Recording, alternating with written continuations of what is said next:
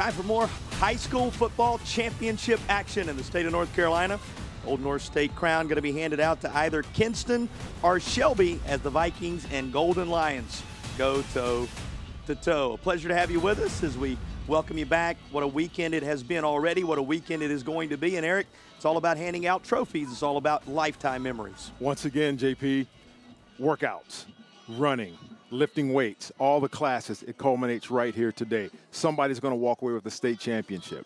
What do you look at in these two teams, and what do you see in this matchup, Eric? Well, both high-powered offenses. I mean, one scores almost 50 points a game, one scores almost 40 points a game. So I expect a lot of fireworks to come up today. A lot of defense is going to be played. It's going to test that secondary, but I'm hoping for a fantastic game today, JP. Fireworks because we have explosive playmakers. Time to take a look at those we will be focusing on. Who are you keeping an eye on in this one? Well, first of all, we're going to look at Tyreek Copper. He is a wide receiver, has 30 touchdowns for Kinston, JP. It's going to be hard to keep this young man under wraps today. Well, you look at the challenge he presents to opposing defenses. Same thing can be said on the other guy on the side, because here's a guy who's going to have the football in his hands often. Yeah, Land Farmer. As we walked out on the sideline, this is a big young man right here. He's responsible for throwing 48 touchdowns. They're going to have to corral him today, but he makes this offense go. Numbers speak for themselves for Land Farmer and the Golden Lions. Familiar territory for Shelby. Feels like Cleveland County a little bit here.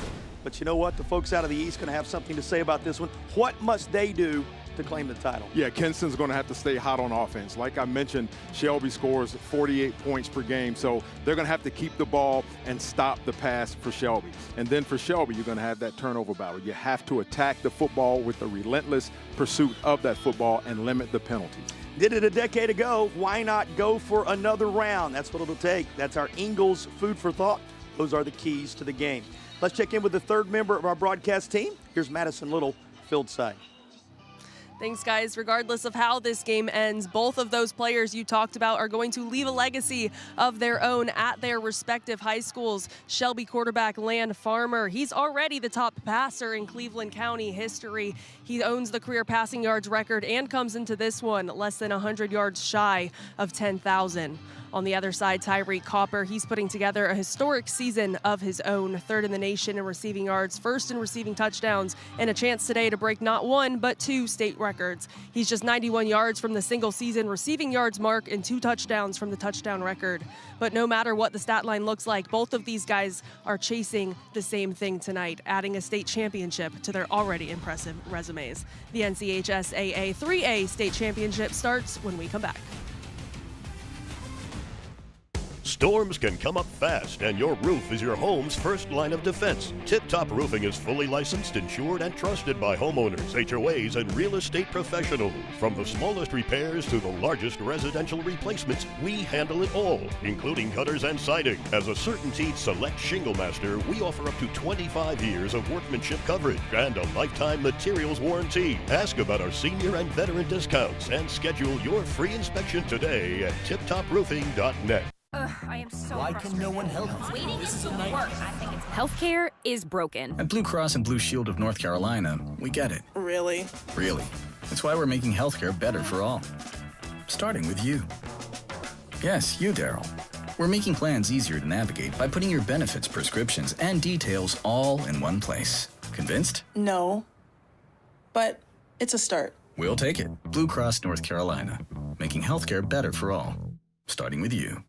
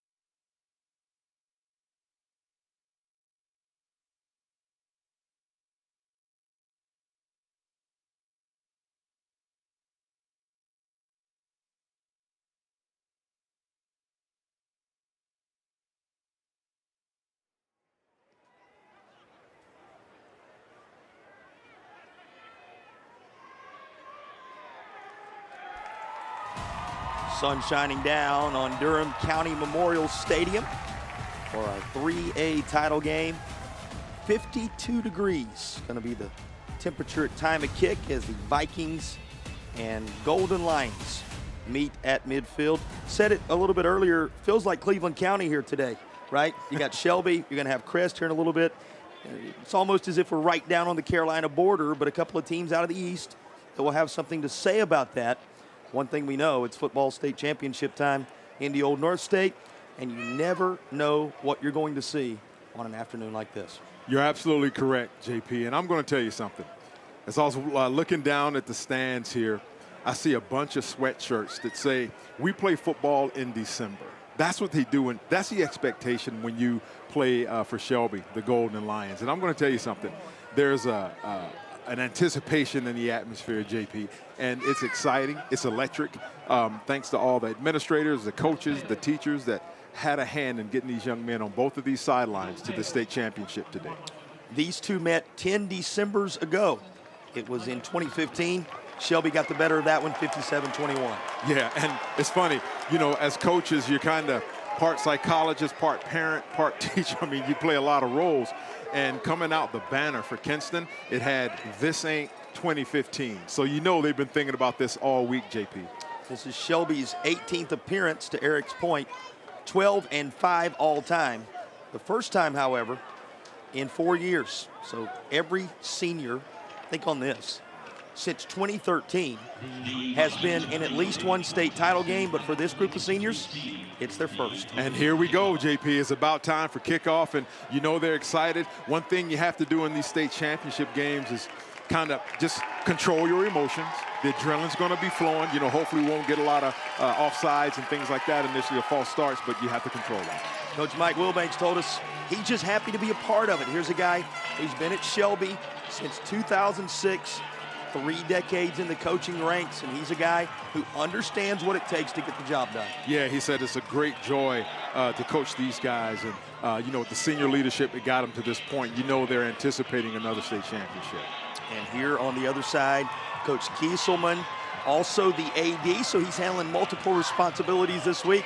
But what a job he has done bringing this team here in 2025. Yeah, he said they've been overcoming adversity all year, and they just have to stay the course and stay focused on the mission, which is bringing home a state championship. So it's the green and gold out of the Eastern Plains Conference against the gold and black out of the Southern Piedmont. We are now ready for our Original Grills kickoff. Elevate your grill game at Original Grills. They'll be the sponsor of all our kickoffs throughout the course of this one. As you can see, Vikings are going to experience the football first. We'll see their offense after this kick.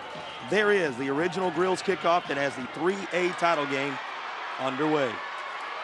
Return up across the 30 to the 34-yard line. And that is where the return man is upended. That, of course, was Poole on the return. A guy who you'll see at wide receiver. You'll see him at cornerback at times along the way. And now we turn our attention to the quarterback for this Kinston squad. And Eric, both these quarterbacks outstanding. You heard Madison tell you a little bit about some record-breaking moments on one side. Tyler Jones has numbers that are just as impressive on the other. That's right. I have written in my notes, video game-like numbers. This young man has thrown for over 4,000 yards and 54 touchdowns. It's going to be an exciting matchup. He's got Wiggins in the backfield. He's got a quartet of wide receivers, among whom Copper, who we showed you in the open, is the headliner. So there are all kinds of weapons for this Kinston squad. First play from scrimmage.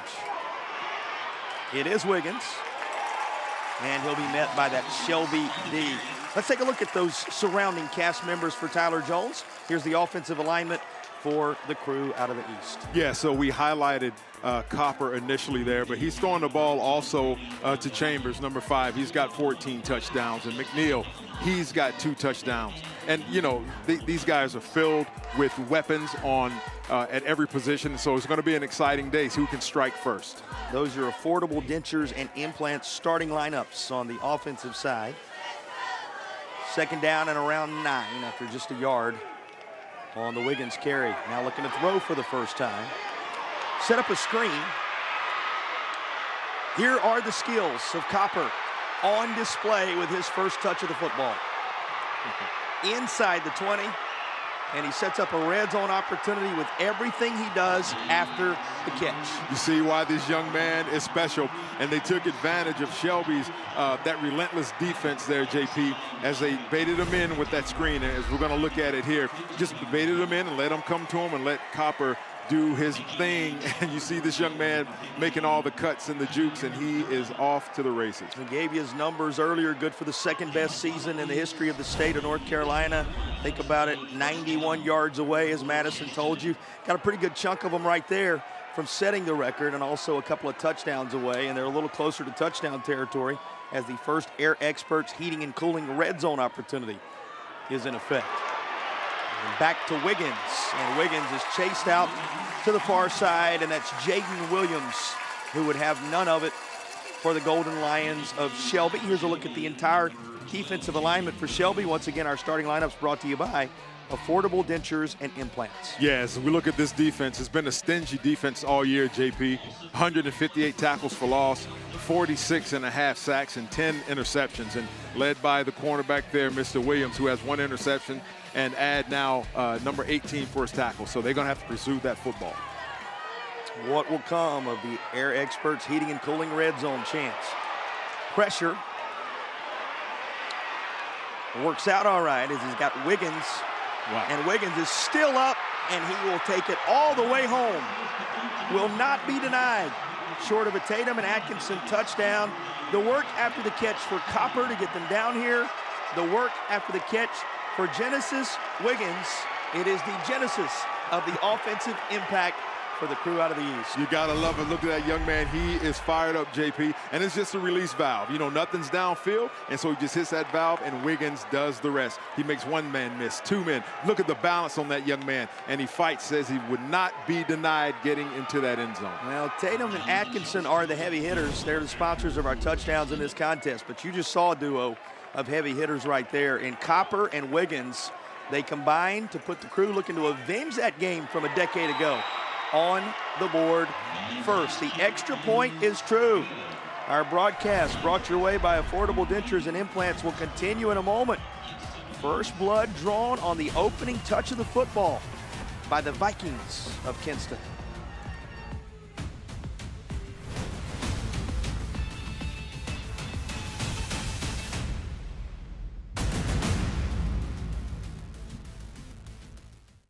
At Wells Fargo, we believe that doing can make a difference. That's why we've donated over $2 billion to strengthen local communities over the last 5 years. From over $745 million to help address housing access and affordability, to roughly $420 million to help small business owners through nonprofits, to over $55 million to support scholarships and programming for students. Because doing gets it done.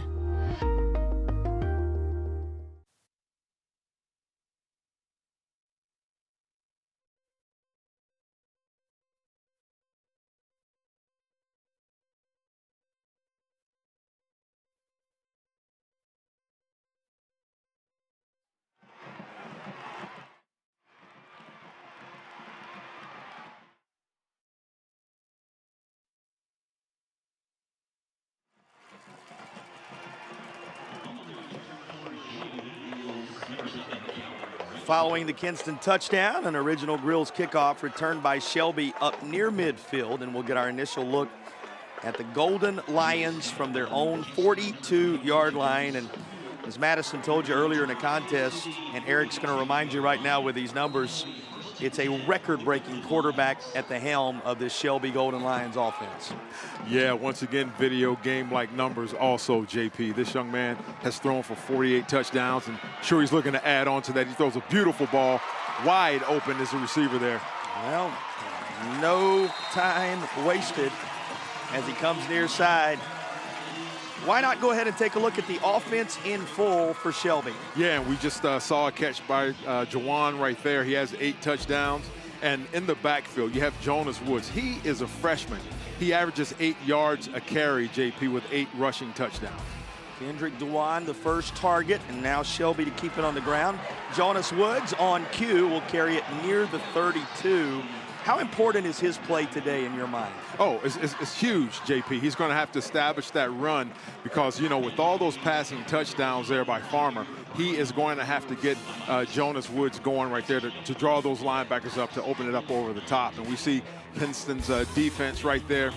They are a stingy defense as well. 15 interceptions, 11 sacks, and 95 tackles for loss. They're going to have to reclaim that line of scrimmage, JP. All our starters brought your way by Affordable Dentures and Implants, sponsors of your Affordable Dentures and Implants starting lineups. False start on the offense for 53 and 5-yard penalty. Second. We get our initial penalty of the contest on the Shelby drive. Mark Hurt, in his 30th year of officiating high school football, is our head official in this one. There you see the head man on the Shelby side of things, Coach Wilbanks. What is he drawing up here? Looking for a deep shot, and he's got a man wide open for a quick strike TD. Shelby battles right back. Just a tremendous answer for the Golden Lions, and a Tatum and Atkinson touchdown catch. They go to Corey right away, and boy, does it pay off. Yeah, they run that tight twins, and just the seam route down the middle. It looks like when you're in zone, the seam is always going to be open. Great throw and catch. Take one more look at the catches made. Actually, Roseboro there, check that, working his way into the end zone. And Roseboro's a guy who has been the catalyst in this playoff run. Lorenzo Roseboro in the playoffs, elevating his game to another level. And here he does so to the tune of the first Shelby TD with 8:22 to play. It serves as the equalizer. There you go, JP. And once again, Shelby's unfazed by it. They just came right out, marched down the field, a couple of passes, and here you go. And like we said in the opener, JP, man, it's going to be a shootout. And it's holding up to its billing right here. Well, just what you would expect to get things started between these two.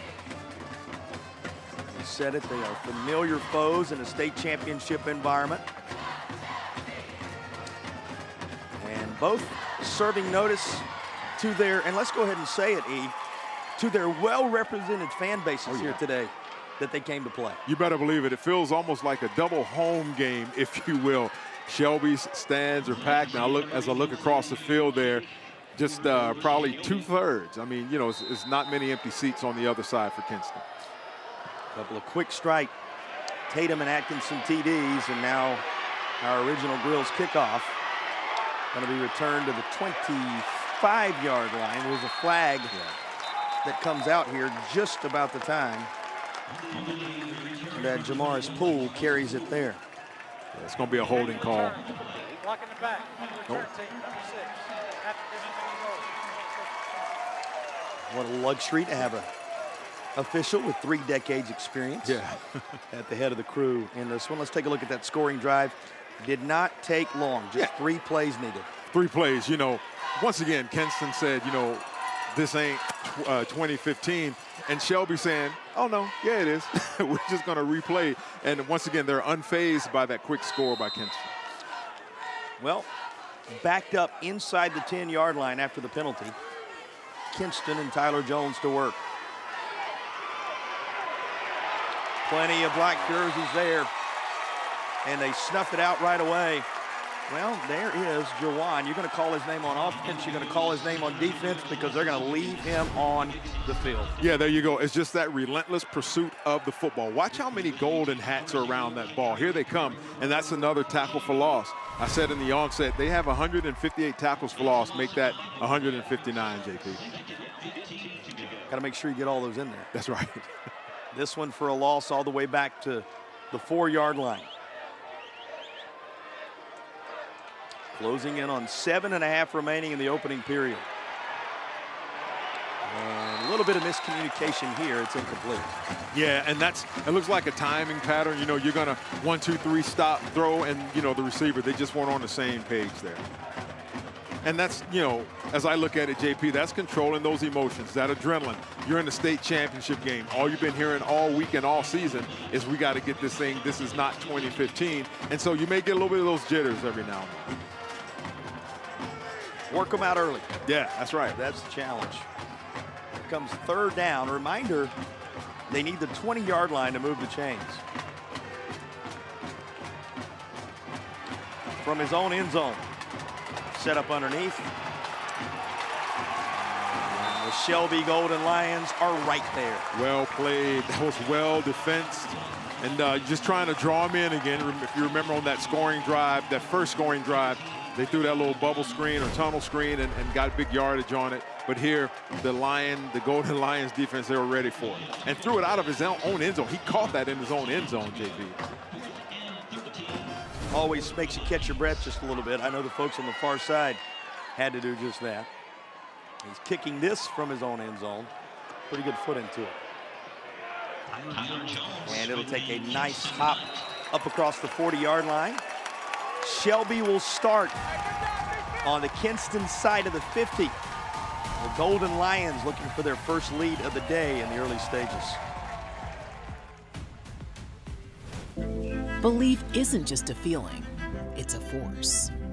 A force that turns underdogs into champions, struggle into strength, and concepts into companies. A Legacy and Wake Forest University are proud to partner because we share a truth that belief in people yields the highest returns. Together, we're investing in every dream, every goal, every tomorrow. This is our home. Let's believe.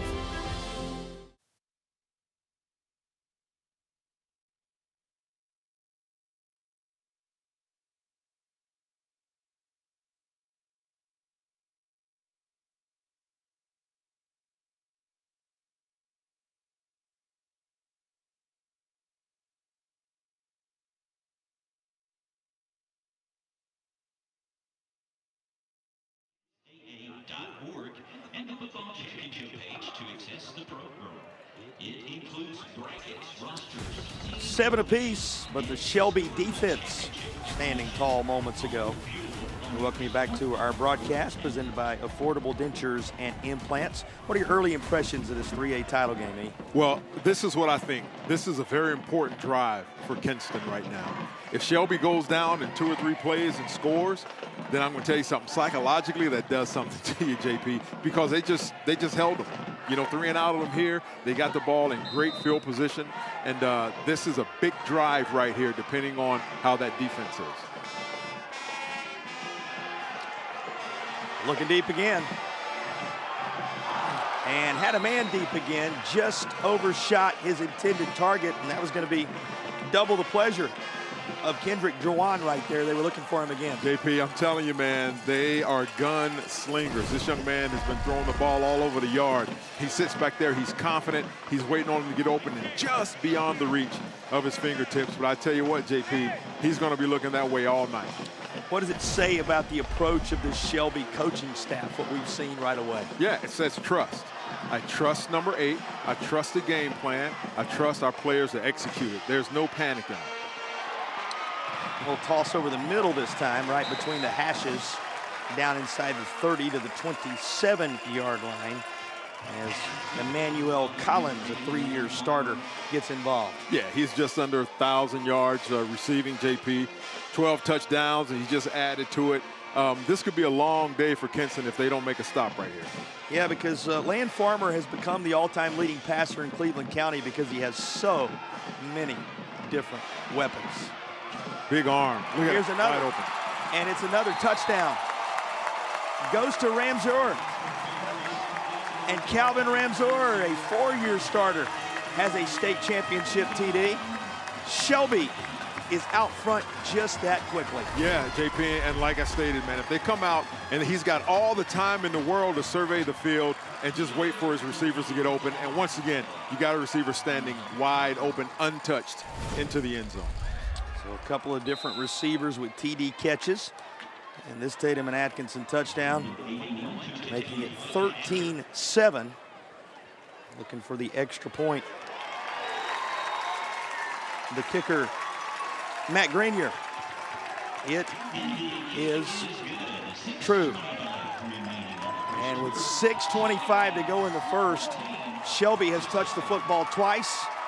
You've seen the result. Yeah, they scored twice, JP. And, you know, I'm looking at the body language of some of the linemen out there for Shelby, and they were just like, yeah, this is exactly what we expected. Let's get our job done. Let's do it. Let's make it convincing. Well, you'll be reminded that First Source Rentals will provide our powering the game moment. First Source Rentals, rent it. Powering the game. They provide you the opportunity to see these state championships live as they happen all across the state of North Carolina. What a weekend it's been. 8 games across 3 days in 3 separate locations, but all staggered in such a way that you don't miss a single snap.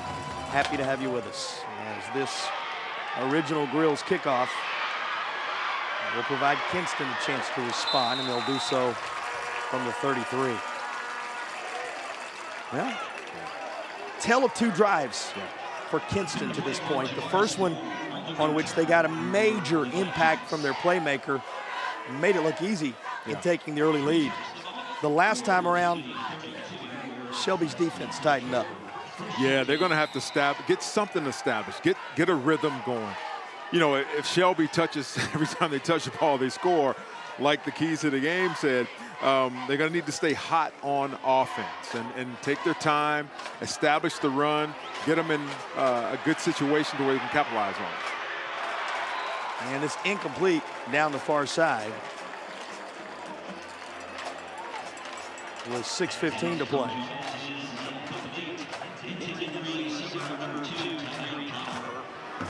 And they were trying to connect with Copper once again.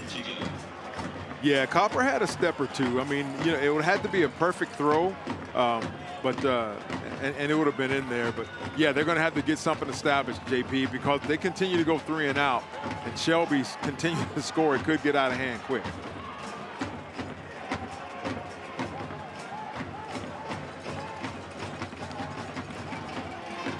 Second down.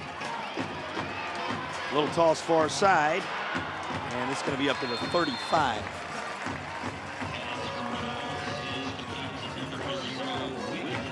That was good. Wiggins out the backfield there. I mean, that was a nice positive play. Once again, taking advantage of that aggressiveness on the defensive front. Just gets him out there. He gets through 1 tackle and, you know, get some positive yards out of it. That's what they're going to have to do, JP, and methodically drive the ball down the field.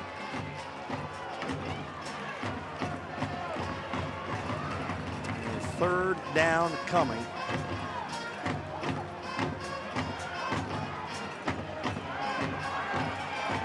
Near side, Pat Brown up across the 40 to the 41. Well, that'll put him near the marker.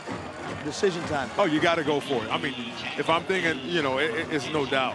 Coach Gieselman, he's got to get this. He's got to keep that football out of the hands of Shelby. Get these methodical drives if necessary. Stick in the end zone, play some sound defense, and try and do it again.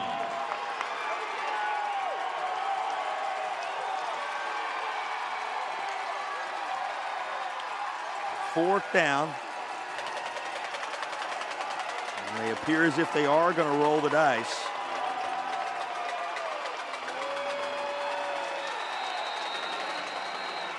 And whistles before the play.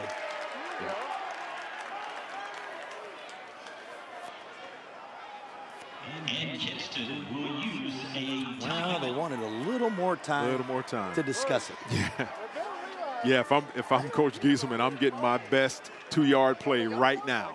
And we're going to run it. And you have to set the tone, JP, I feel. You know, just so they can gain some confidence on offense. You've got to get this first down right here.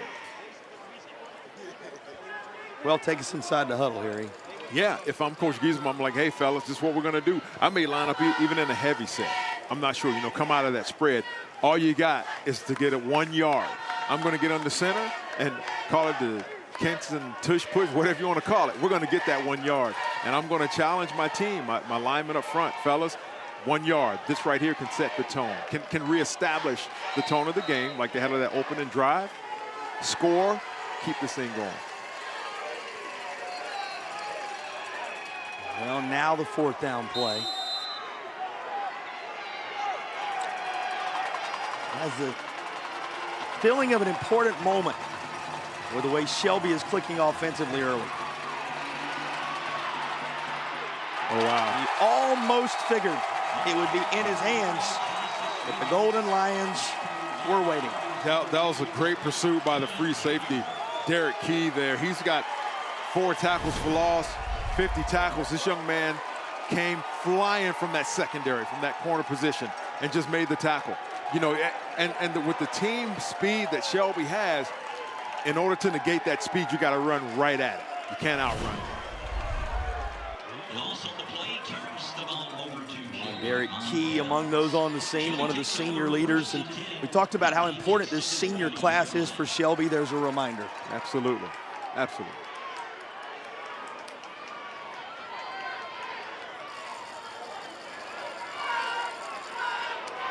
Quick cut. Seam route.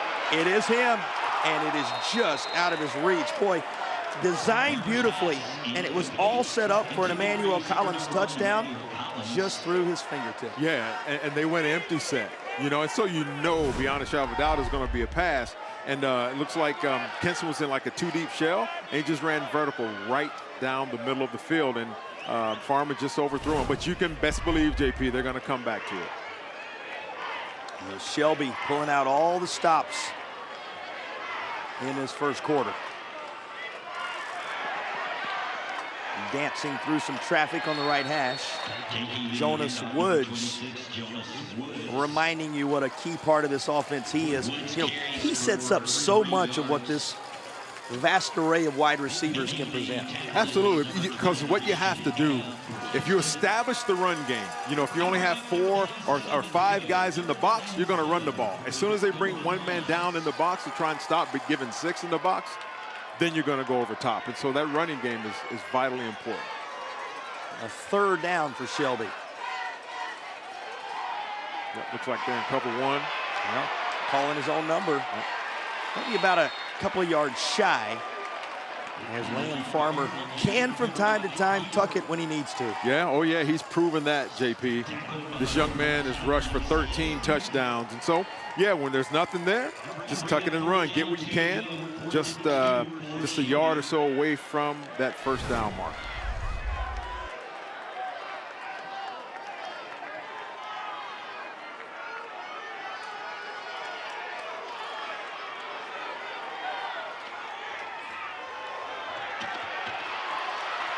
Coming left side, and inside the 30 to the 28-yard line. You can move the chains. Yep. A tip-top roofing 1st down. Shelby keeps on rolling. Yeah, just a new formation there, like a bunch formation. Gets him on the corner. Big fella just dives. It looked a lot worse, I guess, than it actually was. It seemed that, you know, that DB took his legs out, but he just jumped over him, as we saw there on the replay, and keep the chains moving.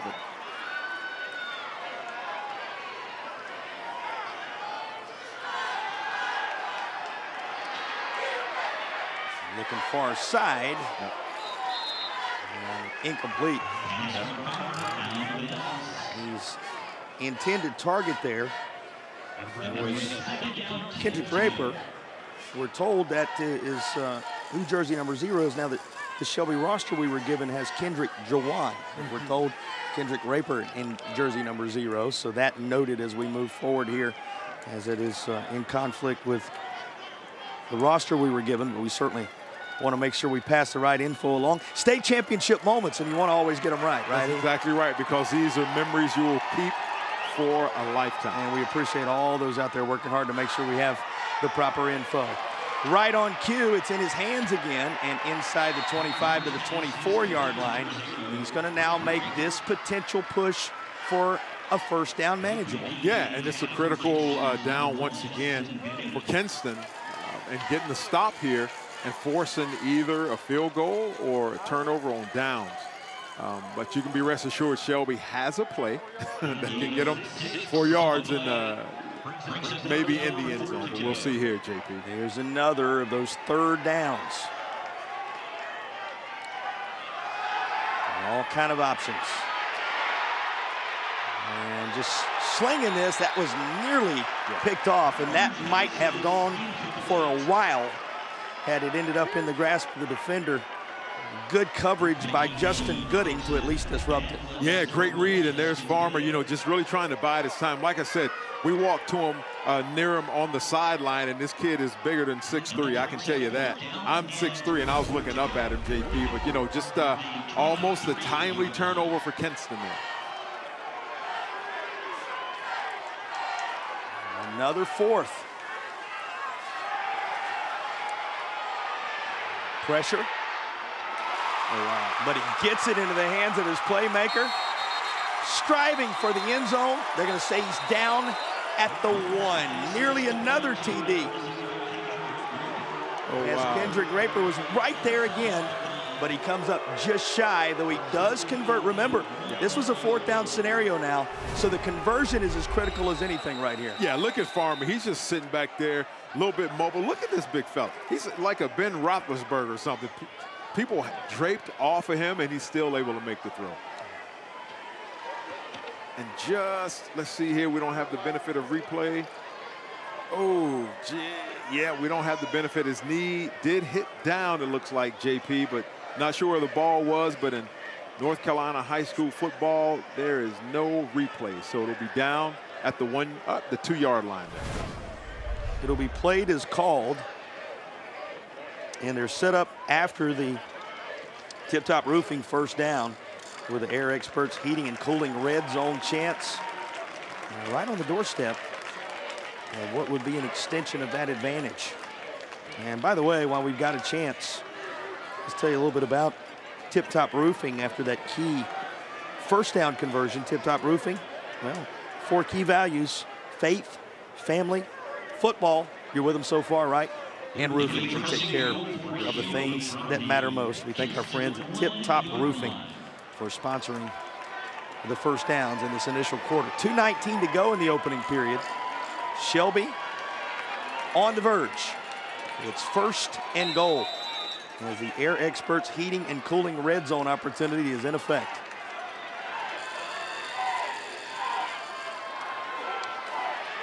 One thing on his mind. Land Farmer lunges ahead for the Shelby TD. Yep, adds to that total once again. That was a great effort by Raper on that last play to try and get in there. But yeah, we have Land Farmer. He's rushed for 13 touchdowns, make it now 14. 6'4", 6'5", 230 pounds, maybe 250. You're not going to stop him, JP, not with 2 yards.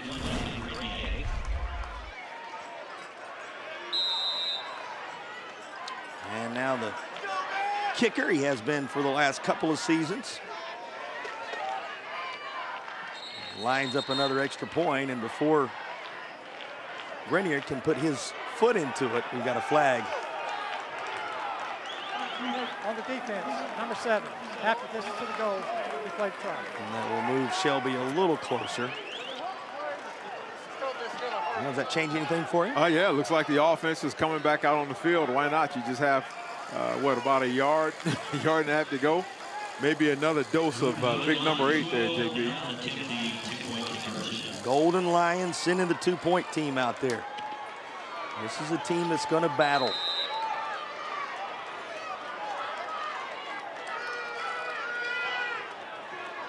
Worked for the TD. Why not round 2? Conversion is good. 22-7, Shelby Golden Lions. There you go. They're doing what they do, JP. Once again, just getting that bunch set, almost like a wing tee set, and he just picks his hole. The most prolific passer in Cleveland County history, Land Farmer. And that's saying something when you think about the schools that are from that county playing in a state championship environment this weekend. Does it with the wheels on this drive. Caps it with a touchdown run. Adds to it a 2-point conversion. Here's the 9-play drive that took them 40 yards. And Shelby looking as if they have designs on trying to pull away here. It seems so, JP. And, a splash play is going to have to happen for Kinston. Maybe on, a blocked field goal or extra point, or maybe even taking one of these to the house. But they're going to have to do something to get the momentum back on their side. The original Grills kickoff goes out of bounds, and it's going to be good field position for Kinston. So there's the start of the spark they need right there.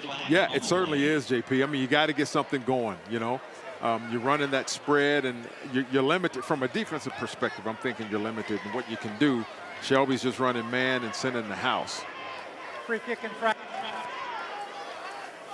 Kinston. Well, if it's any consolation, a lot of teams have been limited from a defensive perspective along the way. They scored 70 on one occasion. They scored 90 on one occasion this year, these Shelby Golden Lions. Yeah, they know how to put points on the board, JP, and they're only giving up 19 points a game, giving a point differential of about 28 points.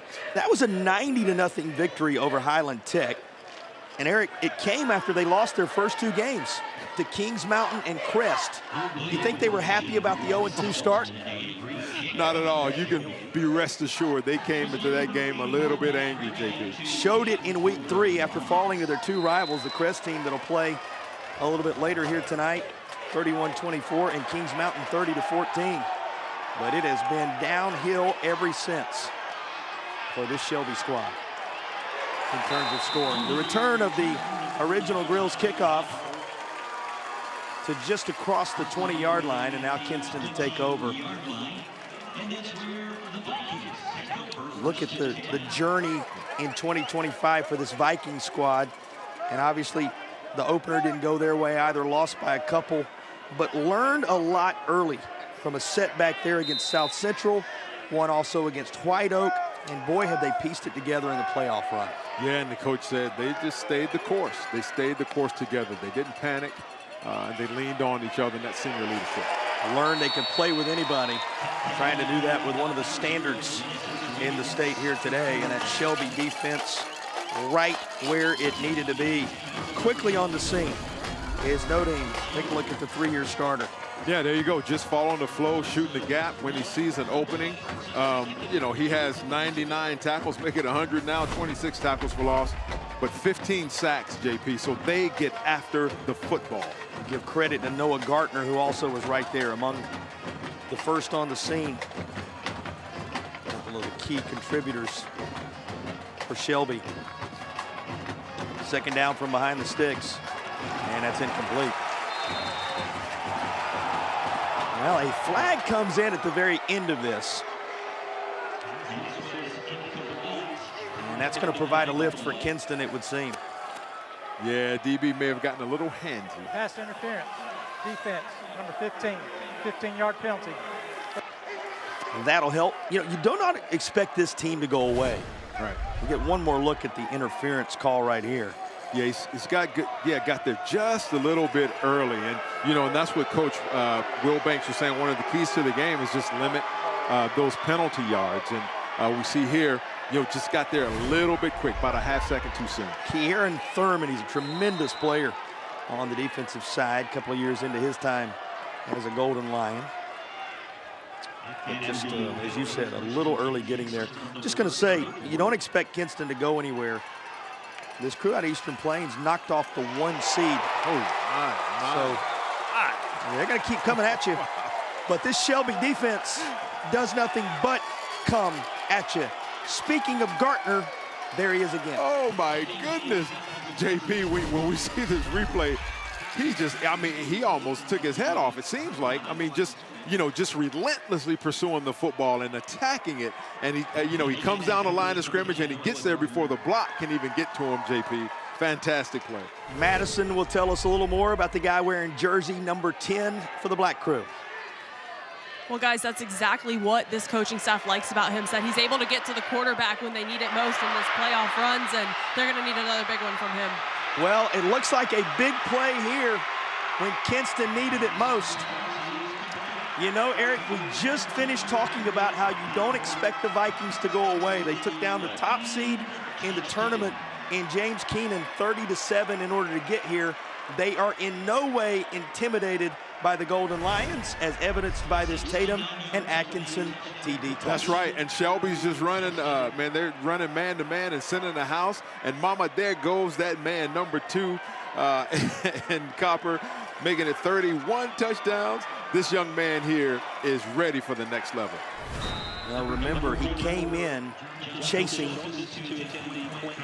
91 yards. He has well handled that piece of business, has eclipsed it, and by virtue Just a couple of key catches at great distance. He now has a touchdown to go with it, is one away in that department from a record-setting day. Also, what a tremendous day it has been already for the guy who came in as the highlight performer, the put your finger on where he is at all times guy. You can see why Tyreek Copper has led this team to an impressive tournament run. Yeah, and he's not panicking, JP. He says, hey, give me the ball, coach. Put the ball in his hands and watch the magic happen.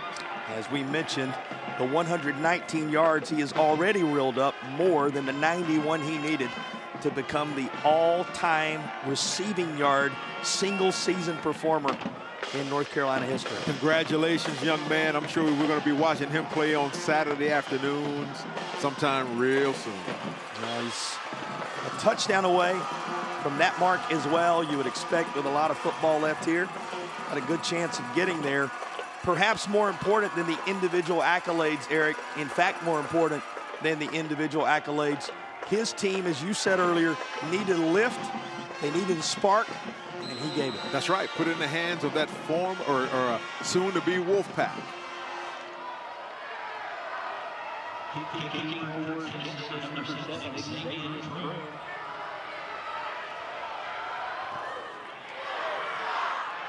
Well, historically, as we get the original Grills kickoff, these games played in that venue. Would have been a little preview along the way. Obviously, some scheduling challenges. And one thing you can say about this environment today is the intimate nature of this facility here at Durham County Memorial Stadium really highlights these two fan bases and the way they've shown up to fill the seats. Sure does. It feels like a home game. Kinston makes a play, and you hear it, you know, the shouts and the roars, and you feel that rumble. And likewise with Shelby. And I'm going to tell you something. Right now it's pivotal. Momentum seems to have shifted a little bit, JP. And then when you're dealing with high school football, the big Mo is very important. He'll change sidelines from time to time. It certainly does. Got to keep an eye on where he's located. Got to keep an eye on where this guy's located. Farmer rolls out near side. He makes a man miss and knows exactly where the sticks are. You can move the chains. That is a tip-top roofing first down, perhaps the final tip-top roofing first down of the quarter. What do you do with this young fella? Look here. I mean, he's sitting back there perusing the scene. That's one missed tackle, two missed tackles. Eyes still downfield, three missed tackles. He says, you know what? I'll just tuck it and run it. Almost like a Patrick Mahomes-ish look right there. It's a great comparison. Don't you love it when the key contributors and the headliners coming in show up in a state championship environment? We've already seen that on both sides here today. Certainly have, JP. And I'm going to tell you something, man. You know, we call it at the beginning, at the onset. This is going to be, man, fireworks going off, man. Two high-powered offenses going at it. And that'll bring us to the end of the first quarter. If it's any indication of what we're going to see here, you don't want to go anywhere. 3-8 title game, a good one after one.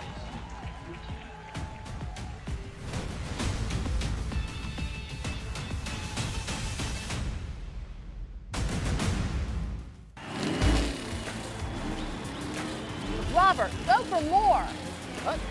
Hey! Hurt the car wreck? Don't go up against the insurance company alone. Let the heavy hitters do it for you. Call 800-LAW-0804, and we'll go after all the money they should be paying you. Stay out of the courtroom and get into the end zone. Call the heavy hitters. We're attorneys Tatum and Atkinson. Call the heavy hitters. They'll work to get you more. 1-800-LAW-0804. Have you been quoted for trench drain system to fix water intrusion? Before you compromise your foundation, talk to Foundation Solutions. We provide a more efficient, more cost-effective way to keep your basement dry. With 30 years of experience in Western North Carolina, we bring guaranteed work, financing options, and real peace of mind. Visit foundationswnc.com or call 828-768-2208.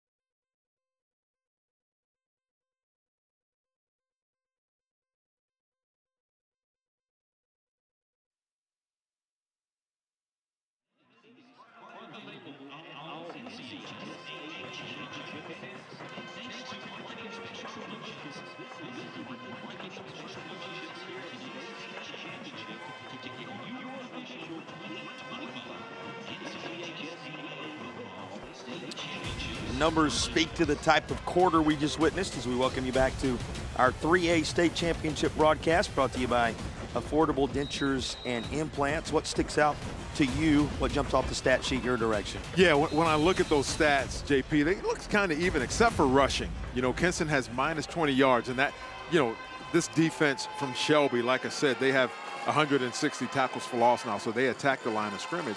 Time of possession is key. Shelby's almost half there. Land Farmer throws a nice, crisp football to one of his playmakers, and Ramzura is working his way inside the 40-yard line. Another nice toss and catch, and that's good enough for a Tatum and Atkinson first down. Boy, he is so smooth. Yeah, boy, this is tough. I mean, you know, they're man-to-man. He runs across, you know, runs a shallow cross, and nobody's covering him. You know, and he's running right across the defense, wide open, and, you know, they get a big chunk yardage. You know, perhaps the most surprising part of this day is when you look at the Shelby QB.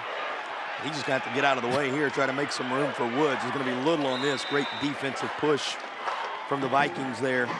But he ran for a first down a moment ago, did Land Farmer. You've seen what he can do in the passing game already. Perhaps the most surprising part of the day is here's a guy not solidly headed anywhere just yet. He's just beginning to receive some Division II offers. That's somewhat shocking when you're talking about the most prolific passer in the history of Cleveland County, one of the impact counties in North Carolina. Yeah, it doesn't make any sense to me either, JP, when I think about it. Just looking around the state and all the colleges or universities we have here, and this fella throws a beautiful ball. Look at that. Well, for another touchdown. I'm not going to say we're laying it out there for you, but if you're looking for a QB somewhere across the land, the guy wearing jersey number 8 for Shelby reminds us once more he's pretty special, and that is Roseboro again, with whom he makes the connection this go round for the Tatum and Atkinson TD, and this stands as one of our play of the game nominees. Yeah, just look how comfortable he is. I mean, great catch by Roseboro there. You know, this young man goes up, he high points the ball, controls it, comes down, even though it bobbled a little bit, he just walks right into the end zone. Great throw and catch. Extra point is true. A reminder, we will pick the play of the game, brought to you by Legacy Federal Credit Union. Before all is said and done, a Legacy in Wake Forest, we believe, and that's certainly a nominee to that end. The second effective connection with Roseboro today. Boy, the lore of Roseboro's playoff run continues to grow. Yeah, and what I love, we just had a shot there, a farmer sitting down talking to his freshman running back, Jonas Woods. He said, hey, keep your head in the game. I got you. You keep working hard. That's leadership right there, JP. He just threw a touchdown pass, and the guy is sitting right next to him, and he's talking to the running back saying, hey, I don't know exactly what he was saying, but what I'm thinking, he's like, keep your head in it. We got you. You're going to get yours. And he's doing the little things on a day that can make your future, E. You may not be on everyone's radar just yet. How you couldn't be is a mystery to us. Right. But on a day like today, if the right person is paying attention, it can change the entire ball game of your personal career, your future. Here's a young man that has the skills to make that a reality. Most certainly can. And, you know, you hear nothing but praises from the coaching staff about this young man. Yeah, they talk about how smart he is, what a competitor he has been, and the leadership, which you saw on display right there, that he provides. Vikings will respond up near midfield on the return of the Original Grills kickoff, the latest of our Original Grills kickoffs. Original Grills, elevate your grill game at Original Grills. Pretty good job returning it there by Kroom as we look back at that Shelby drive. 86 yards in just a handful of plays. Yeah, they have about the same amount of plays as Kinston. Time of possession, Kinston has, you know, it's about 10 minutes now, and Shelby's about half that. They're very efficient, JP, and it boggles my mind how this young man has no offers yet. Just beginning to see, as we said, some of the Division II type offers trickle in.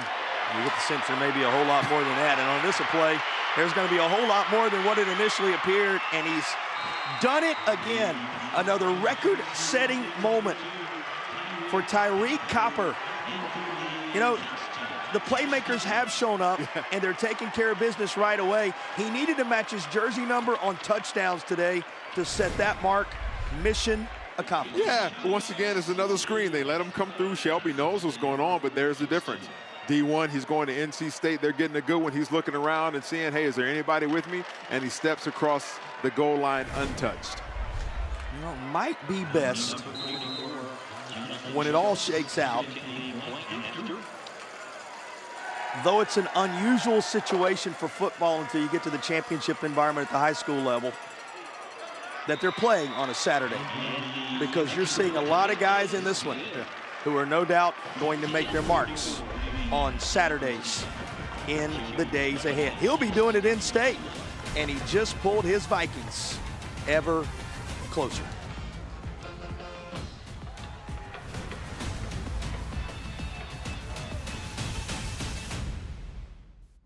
Life can be tough. The daily grind, the pressures, the uncertainties, it all adds up. Let's be open and honest about our mental health. Let's support each other when we're hurting, because it's okay not to be okay. Tonight's high-end zone views of the game are compliments of First Source Equipment Rentals and Sales in Mebane and Burlington. First Source Rentals, reliable, safe equipment rentals in Alamance County.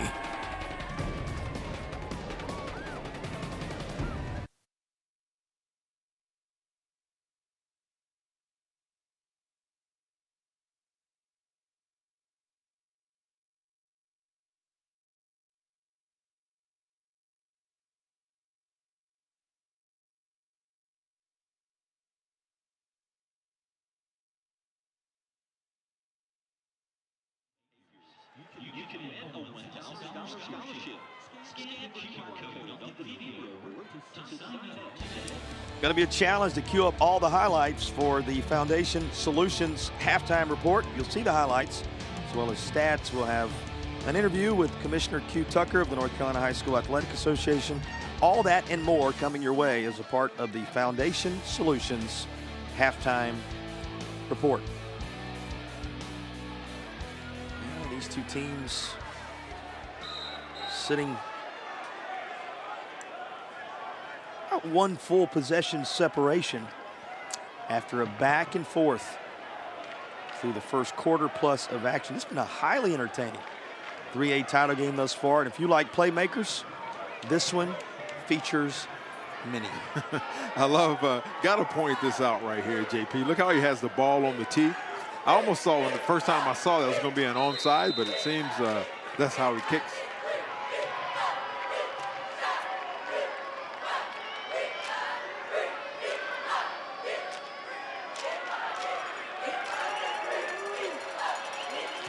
Just a preference. The way he opts to get the job done on the original Grills kickoff. Well, he's living up to the building. This is original. That's right. About to run out of time on the play clock. Got it off. Shelby's return from Raper has a seam up to the 35. That's about all, as he is met there. Somebody lost a helmet in the altercation, but got the job done in terms of making the stop. Isaiah Newton with a gutsy effort there. Yeah, you got to love it, JP. This is the last game of the season. These seniors, it may be the last football game they play, so you can best believe they're going to give everything that they have. Already a record-setting afternoon for Tyreek Copper. Now the record-setting quarterback of the Shelby Golden Lions, Land Farmer, takes his turn. His pocket presence grabs your attention right away, and he delivers this on target to Emmanuel Collins. That'll move the chains. That is a Tatum and Atkinson first down. Yeah, Kinston's going to have to do something to get some pressure on him. You know, he's having just way too much time to sit back there and pick them apart. And it's almost like a 7-on-7, you know, and where you don't have any D linemen or offensive linemen, just the receivers and DBs running against each other. And he's got too much time back there. So Kinston's going to have to do something to get some pressure on that young man. When you limit Roseboro, when you limit Raper, when you limit Ramseur, when you try to key on so many of these, this is what happens. Across the far side goes Jonas Woods, and he's got the first down and plenty more. Yeah, what do you do, JP? It's like you're 6 in one hand, half a dozen in the other, man. They're not throwing the ball 40 yards down the field. They're running for another 20 or 30. Great call, and we saw, during that break after the touchdown, he's sitting down talking to that young man. For what we don't know, but it looked like it paid off. Now, he had his team in a tent last week when they were at Lincolnton. He said, I got in the tent, I told them, they're like Revolutionary War guys. We're just going to battle here. We're coming out of the tent, we're playing football. They were on the road as visitors. They were dressing in the tent. They put together that Revolutionary War style battle to the tune of a 30-0 shutout in order to punch their ticket into the state championship environment. And why not? The town's named for a Revolutionary War hero. And we're coming up on year 250. This group of warriors continues to provide the punch. Yep, just a little outside zone there by Woods. And once again, they move the chains. They're inside the red zone. JP looking to add another 6 to the scoreboard. This is a Shelby team that looks like they've been waiting for this moment for 4 years. 4 years is a long time for Shelby when you talk in terms of 18 appearances all time. They're making the best of it. Another toss to the end zone, this time incomplete, as Farmer was trying to connect with Calvin Ramsur again. Yeah, just beyond his reach. Once again, Kinston got some pressure on him, made him a little uncomfortable, had him roll out a bit, and he was just a bit off target. That was great pressure by Kinston there. Just beyond his reach. All settles into a second down from inside the Air Experts Heating and Cooling red zone. He's been good on this drive. Yep.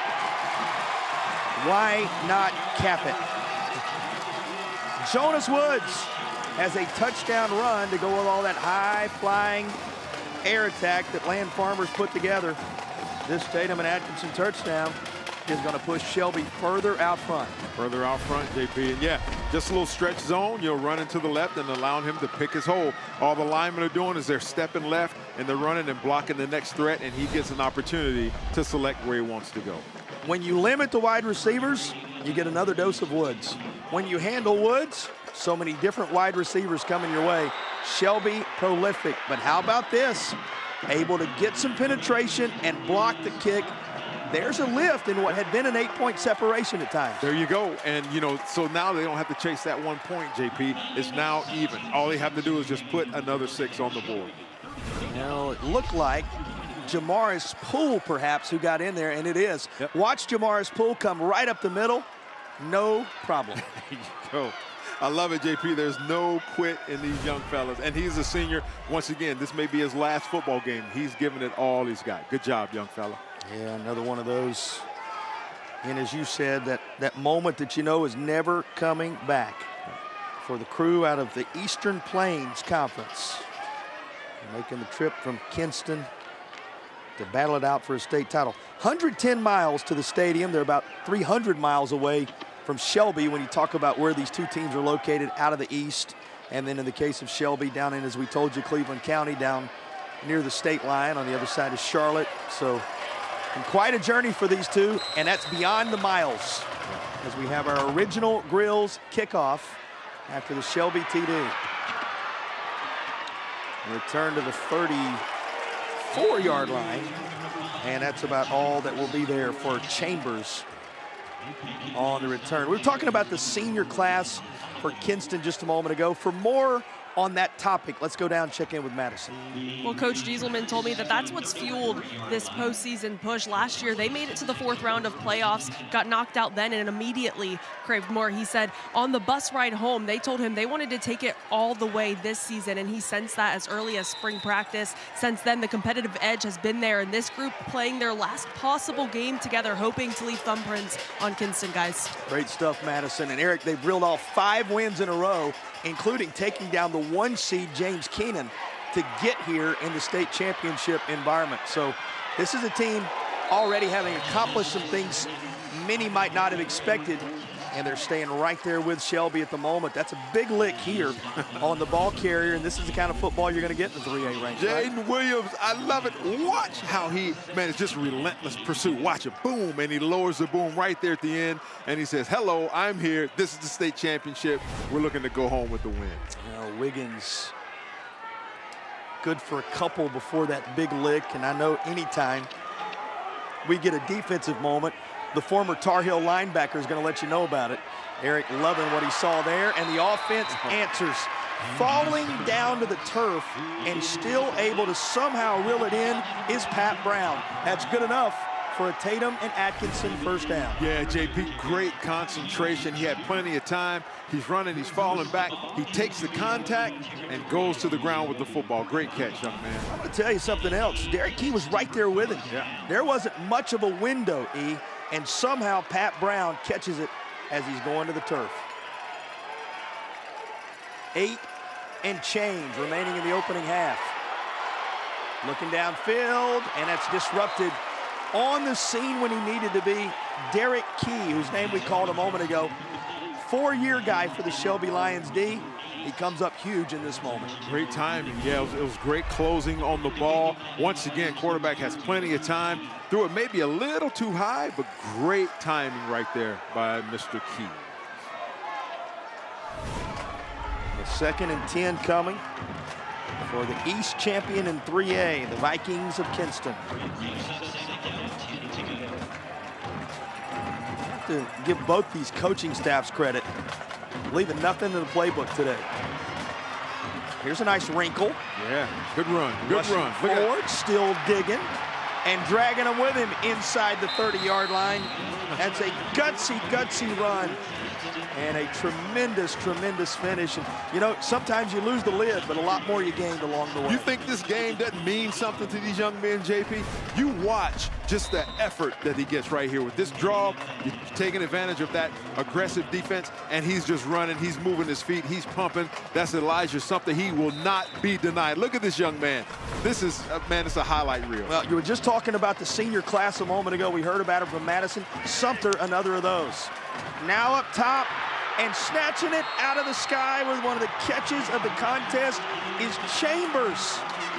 There's more than one wide receiver on this team, right? Oh, my goodness, JP. Chambers with a Tatum and Atkinson TD for the Vikings. It was a thing of beauty. We talk about that big momentum, JP. There's a distinct feeling that Kinston says we are not going to be denied. Great job sitting in the pocket there by Jones, and look how he high points the ball. 2 defenders around him, JP, throws caution into the wind, comes down with the catch. When these two teams met in the 2015 state championship environment, Shelby created plenty of separation. 10 years later, it's a shootout, and Kinston is staying right with them. 35-28 with 7:39 to play in the half. Our broadcast presented by Affordable Dentures and Implants continues when you return to Durham in just a moment.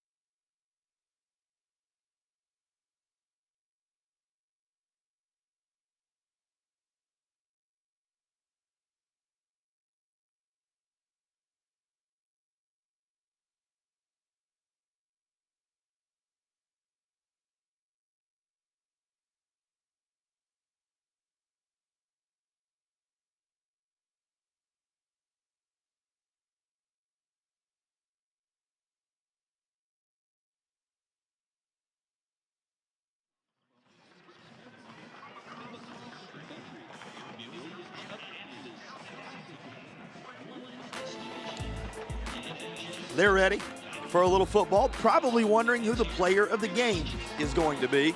We'll have time for that selection. The Affordable Dentures and Implants Player of the Game. Use your 2025 dental benefits now. Get the smile you deserve. You can find out more at affordabledentures.com, and you can find the practice near you. That's the Affordable Dentures and Implants Player of the Game to be selected prior to our conclusion. Don't you love it when the fans go all out? Oh, yeah. It looked like an episode of Game of Thrones, maybe? I'm not sure with those Viking helmets. I love it. One thing is for sure, the Vikings are here. Yes, they are. Right in it with Shelby, down just to score.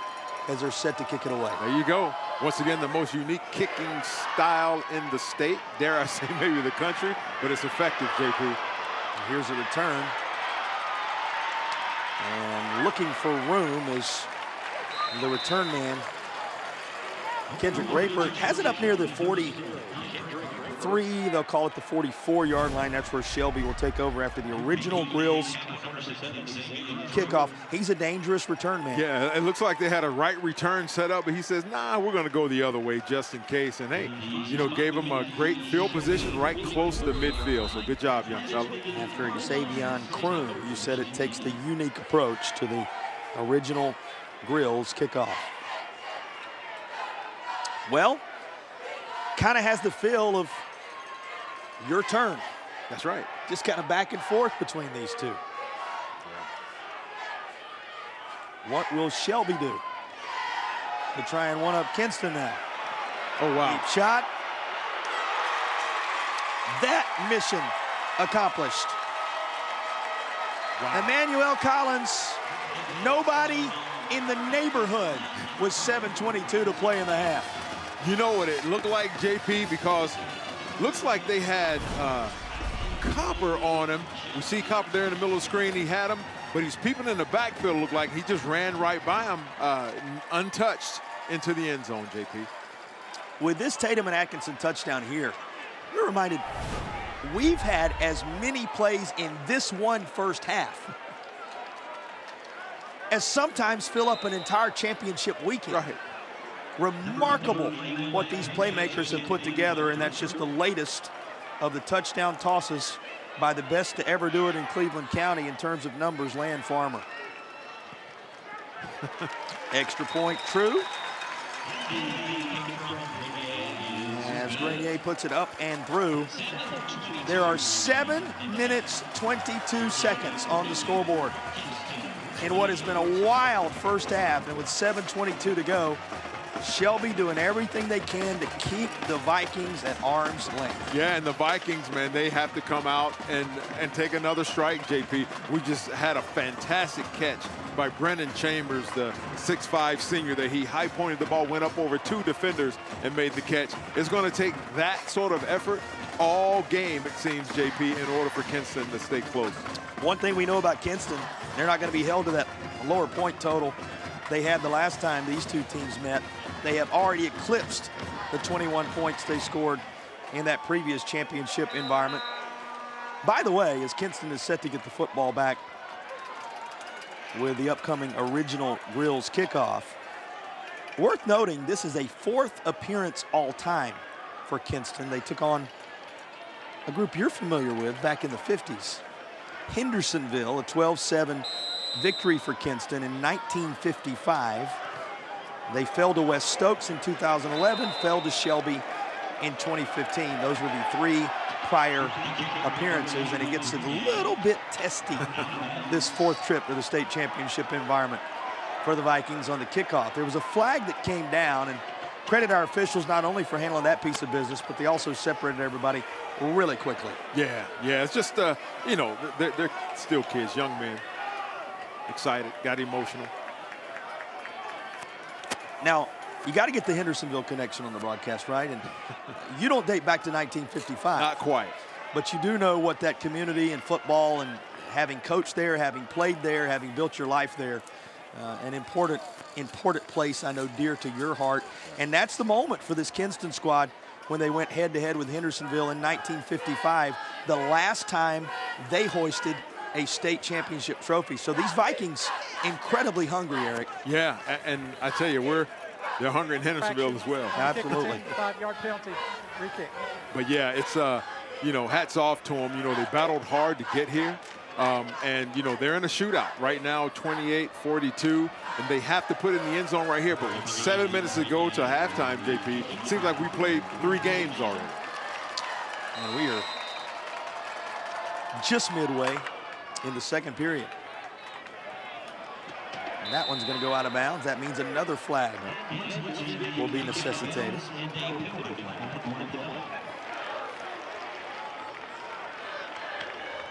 Of course, Penalty. Free kick.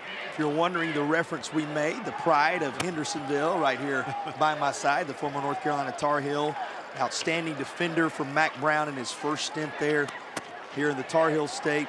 Eric Gash, of course, you'll remember that family name and the impact it's had in Hendersonville. You spent some time, as we said, not only as a player there, but as a coach there. You played in some state championship environments on the basketball side. You understand these moments very well. Put into terms what it means for these young athletes when they can rise to the occasion the way we're seeing these playmakers do today. Yeah, they're making memories for the rest of their lives, JP. And, you know, the older you are, the bigger the story, the better you were, right? And, yeah, they're going to remember every play, every single second, the meal, the bus ride. And there's the young man, Chambers. My goodness, JP. You do not have to embellish this moment. Chambers, who made the catch a moment ago, has to turn the kick for a touchdown here. And some of those moments, I'll underscore it, you don't have to talk it up. It was pretty incredible. Absolutely. And you, JP, it couldn't have been more timely. They needed a play. They needed to get momentum back on their side. And this is the second re-kick, and he catches it. It wasn't even intended to go to him, but he says, hey, I got it. I'm going to take it to the house. Mama, there he goes once again, running down that field. They will have to seriously consider putting it in the hands of number 5 the rest of the way. A kickoff return for a touchdown that makes it 34 on the board for Kinston. Back within 7 as Johnny Schultes puts it through the uprights. These teams continue to trade scores. Kinston Vikings have no intention of allowing Shelby to run off and hide in 2025. What, 13 seconds goes off the off the scoreboard, JP? 35-42. I love it. And they, you know, I had for my keys to the game for Kinston is they were going to have a big play on special teams. And there it is. Might have to consider multiple intermissions in this one if the pace continues. 22 Shelby points in the first quarter, 14 of them for Kinston. And both teams with 3 scores here. Kinston with 21 on the board in the second to Shelby's 20, and they're putting right on display for you that unique kicking environment you've discussed. You gotta love it, JP. We knew it was going to be high-powered and high-flying, but who knew it was going to be this exciting? I love it. And still, with 7 minutes to go in the first half. Easy to get lost in the moment and forget that somebody's going to be a champion and somebody's going to come up short at state on this Saturday afternoon. It's the state championship contest in the 3A ranks.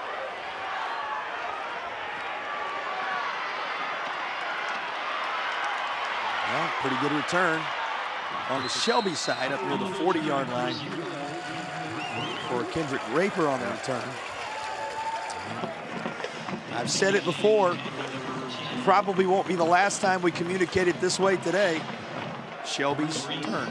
Yeah. You know, big-time moments require big-time players to step up. And we're seeing it on both sides of the football, JP. You know, both sidelines, I should say. Both teams, their players are stepping up just when they need it. You know, and asking Coach Mike Wilbanks what made this edition of the Golden Lions different. His quarterback under pressure. He makes the connection with Emmanuel Collins. That's good for about 9. And he said this group has had a team mentality versus an individual mentality. And you'll see it on this play. So many different performers that they've been able to turn to along the way in this first half. It's not been that one guy, perhaps historically on some of the Shelby runs to a championship. Everybody doing their part, every piece of the puzzle contributing. Yeah, and you know, I'd be remiss if I didn't mention the big fellas up front. That O-line is doing a fantastic job in giving him time. They give him time again here. Bodies get tangled, and here comes the flag. Yeah, that was pretty good coverage. Unfortunately, yeah, feet got tangled up a little bit. Forced a receiver to the ground in Roseboro there. It's unfortunate. Tried to get it to Roseboro right away. Pass interference. on the defense, number 4, 15-yard penalty, first down. So after they march off 15, Shelby marches into Kinston territory. Yeah, just playing the football and got tangled up, JP. Like I said, that's unfortunate. That was really good coverage. Yep, just got tangled the lower part of the body there. He was actually playing the football, you know. Sometimes you do all you can, it just doesn't work out. That's the case for the defense this time around. Woods. I think it's about half of what's needed on first down. Yeah, I mean, that was, you know, it was a good play by the offense, but I look at the defense as well. That was really good pursuit. Yeah, they gave up about 5 yards on it, but watch the white hats as they're pursuing the football down the line of scrimmage, you know, and they're getting there. 1, 2, 3, you know, they have the gang tackle. But I love the zone blocking that O-line, JP. I mean, he's got his holes to pick from, so good job from Woods there. So much fun and gun in the last several moments. You forget how impactful Jonas Woods can be. Yeah, he averages about 8 yards a carry. So, and he's a freshman, JP. Let's not forget that. A lot of football left in his Shelby career. Well designed and well executed. That's Ramser again. He's down inside the 15. Sets up an Air Experts heating and cooling red zone chance. And it looks like Kinston may have been playing man-to-man there, and you sneak that little wing across, that shallow cross in there, and they just can't keep up with him. Good execution. Reminder, you can schedule your tune-up today at airexperts.com. That's Air Experts Heating and Cooling, sponsors of our red zone. To the 10. Actually stacked up at the 11 this time was Woods. Hey, the clock's running. There you go. Hey, JP, and something I noticed there by the defense, real quick from Kinston, they're ripping at the football. And so, you know, there's a rule that we kind of had. First man there is going to wrap up. Next man coming in is going to attack that football. Try and knock it out of there, that peanut punch, try and knock it out there or rip their hand away from it. So we got to watch that defense. But that was a good job by Woods there and holding on to that ball. End zone. Reeled in. Boy, great job by the receiver here just to go up top and pull that down. Kendrick Raper again. Yeah. With a Shelby receiving moment to remember, as this is the Tatum and Atkinson TD. Yeah, just standing in there and almost like a little jump pass. Look at that. High points the ball once again, looks it in, and it's just like, hey, I could do this all day, fellas. Bring it on. He becomes the 4th different Shelby Lion to receive a touchdown pass in this contest. He joins Roseboro, who has a couple, Ramser with 1, and Collins with 1. A reminder of just how many weapons Land Farmer and company are working with in building their advantage to 49-35. This is the final score. It seems we're not even at halftime yet, JP. 4 minutes and 49 seconds to go. It seems like both of these teams still have a lot of offense left. We're not even close to halftime yet. Right. I looked up a moment ago and was shocked that the clock was running. For the longest time, it was 10 seconds touchdown, 15 seconds touchdown. To go under 5 minutes to play with a doorstep of 50 secured by Shelby. What a day this has proven to be. Yeah, you know, from an offensive coordinator's perspective, this is a dream game. They love every single minute of it. From a defensive perspective, I'm pulling my hair out. If I had hair, I'd be pulling it out right now, JP. Because, like, how can you stop them? How do you slow them down? How do you get pressure? And when you try and get pressure, they throw it over the top. Yeah, the defensive coordinators in this game, forget the playbook. They got to go to the bus and get the textbook. Find something unique to try to stop these two high-powered offenses. Up across the 30, ball popped out, but they're going to say the return man was down. Oh, wow. That's a huge call. That is. That was all when you talk about shifting of momentum back. And he almost broke that. Look at Jaden Williams. He says, what don't you understand? I got the football in my hands. Right.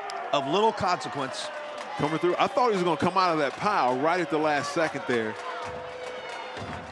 Ooh.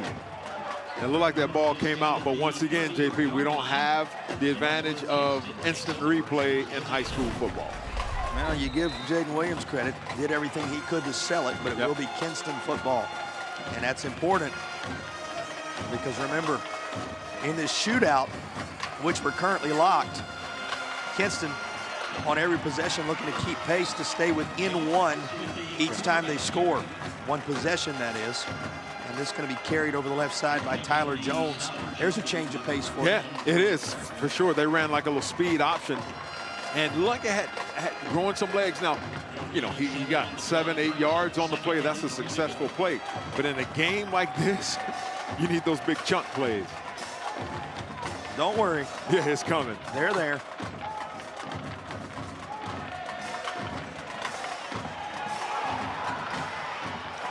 This is intercepted.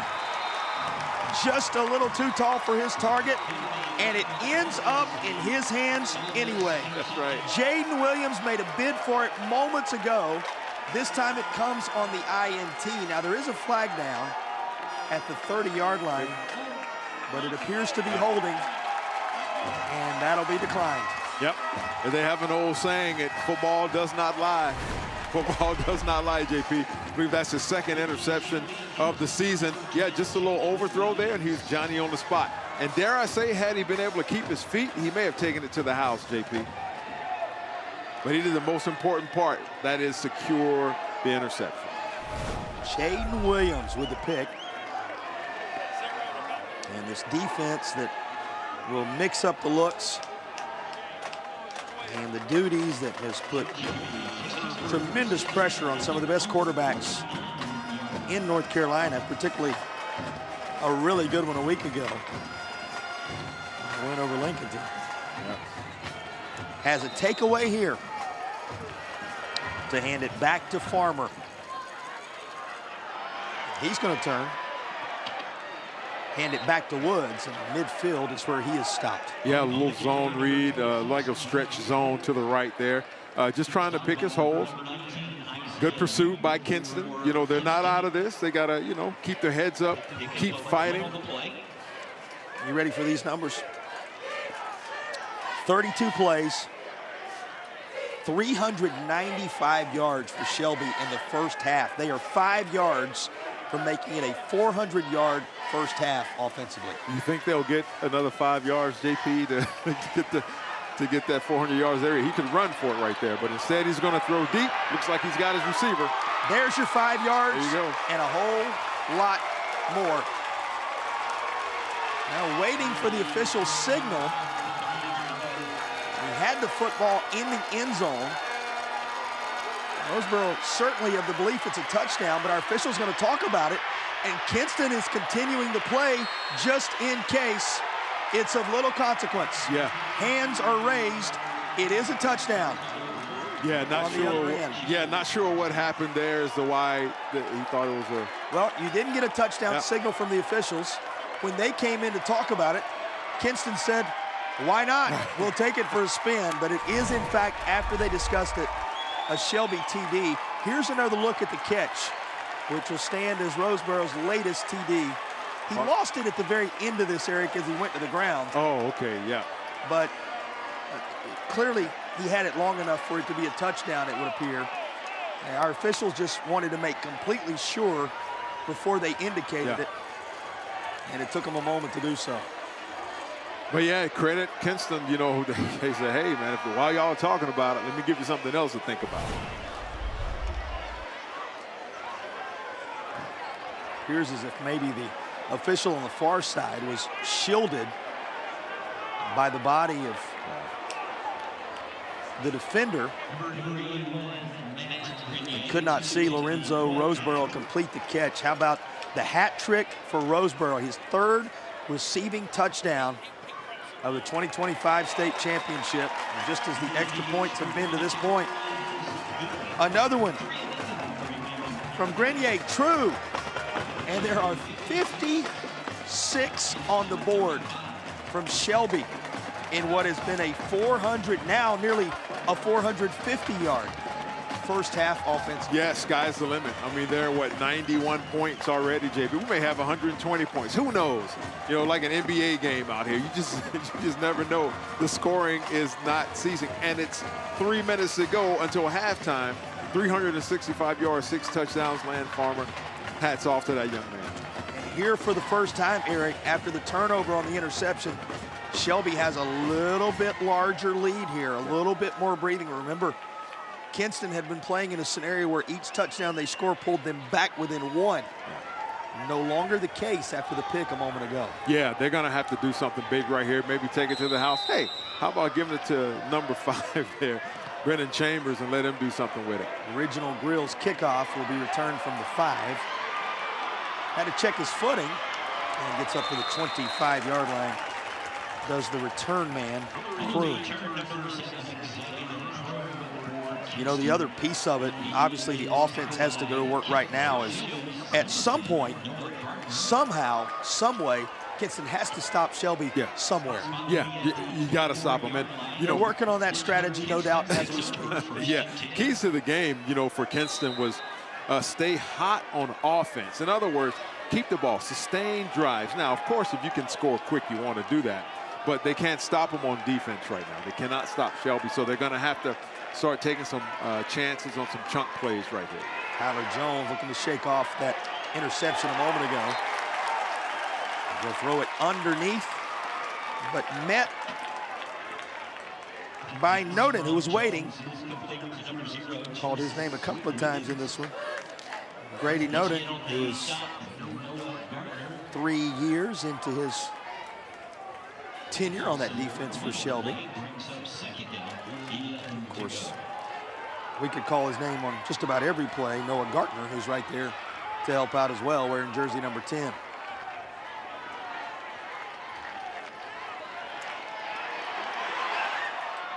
Running for his life, and that is caught, but he was already down at the 21. So here comes third down from behind the sticks. Yeah, and what Shelby's doing on that last play there, they had 2 on number 2, right? On Copper, they said, yeah, he's not going to beat us deep. And so they had 1 man in his face and then 1 man over top, right? So they're going to make sure they try and keep him in check. He is a D1 talent going to NC State, and so they wanted to make sure that they don't give him an opportunity to get loose. You know, if your numbers in the first half are 23 plays run for 260 yards, you like your chances feeling to be pretty out good front, about yourself. to be out front. Instead, they find themselves down a few scores here. Yeah. Still been an impressive half for Kinston. But you're right, JP. Under normal circumstances, you're excited. You're happy about that. But not when the other team has 400 yards of total offense. If you want to know a little more about how they've racked up all this yardage, stick around at the half. We will have the Foundation Solutions halftime report. We'll hear from Commissioner Q. Tucker. See those highlights, stats, and a whole lot more coming your way. That's the Foundation Solutions halftime report. We're going to need the break. Fans are going to need the break, right, just to catch their breath momentarily in what has been a high-powered 3A state title game. 2 minutes between here and there. That's amazing. Yeah, if you're just tuning in, this is not the final 2 minutes of the fourth quarter. The final 2 minutes of the first half. The first half, JP. That score is 35. 6-35 on the board. They reset the game clock to 2:08. And Jones facing third down. He needs the 34-yard line to move the chains. And they'll throw this toward the near side hash. Was trying to get it to Copper, but it's incomplete, fourth down. Yeah, I mean, what do you do, JP? It's 2 minutes to go, and do you punt and give the ball back to Shelby? I mean, yeah. Or you go for it? Do you sling the ball down the field, hope they intercept it and trip? I don't know. It's of course they're going to go for it right here, but you don't have a whole lot of 4th and 13 plays in the bag. And here is Pooch. Oh, wow. Take a hop at the 45. And it hit him. Did it hit the Shelby player? It had to, yeah. What a takeaway this would be for Kinston. They're talking about it. Oh, yep. Shelby They'll ball. say Shelby football. Boy, it just seems right now the Vikings have a hard time catching that one break that could flip it a bit. Yeah. I mean, you talk about momentum, and I mean, it seemed that the ball hit him. I think the ref is saying, well, he was pushed into the ball. I don't know if that really matters if you're pushed into the ball or not. But as we look at the replay there, oh, yeah, it hit him. It definitely did hit him. So, yeah, twice, 3 times, 4, I don't know, 5. It's right around his leg. As it bounced up right there, you see it hit his right arm, and that should be Kinston football right there. And then the right knee as well. Yep. It will be Shelby's at the 46. Again, no review in high school football, so it stands as called with what the officials see on the field. Timeout is being taken, second of the half, taken by Kinston. You know, for Kinston, they're going to have to find a way at the half to somehow slow Shelby. That we've documented, that we've talked about. That's been the challenge for 3A teams and even teams in other classifications all across 2025. Right now, in order to keep yourself within striking distance, this becomes a very important moment for your defense. This is a team that has overcome adversity all season long. They talked about the highs and lows and how they battled together, stayed the course, and found a way. They need to do that across the last 154 of the half. Yeah, and that's a tall order, you know, because Farmer has all day to, to stand back there and sling the ball all over the yard. And the receivers, I mean, you can only cover for so long, no matter if you're in man or zone. But you want to try and get some extra pressure on them that's going to force you to go man to man. But when you do that, it puts your DBs in a precarious position. Let's give a little love to T. Hollifield, Malachi Guest, Brett Morgan, A.J. Wisnett, and Kryshun Harris. That's the group up front for Shelby, making sure Land Farmer has all day. Oh, boy. A rare underthrow there for Farmer, or we would have been looking at a whole lot more for Shelby. Yeah, and it looked like it was a busted assignment, not sure. But that was he was running wide open. How does number 0 run wide open down the middle of the field? Or down that left hash? I mean, there was nobody within 15 yards of him. If you're just finding us, Land Farmer, the most prolific passer in Cleveland County, North Carolina history, and that's saying something. Remember, Shelby and Crest both playing for the state today from that county, and you know of their storied histories. Has hit 4 different receivers for touchdowns in this game, including Roseboro, who has been the catalyst in the playoffs for a trio of them. That's how Shelby has built this 56-35 lead. This will back the Golden Lions up just a bit, but yeah, they need a splash play right here. Yeah, it's just zone to the left, a little stretch zone there. They need a splash play, maybe a scoop and score, maybe a pick 6, maybe a sack fumble, something. But they have got to keep the pressure up on Shelby right here, at least to try and get the ball back into the hands of their offense to see what Jones could do.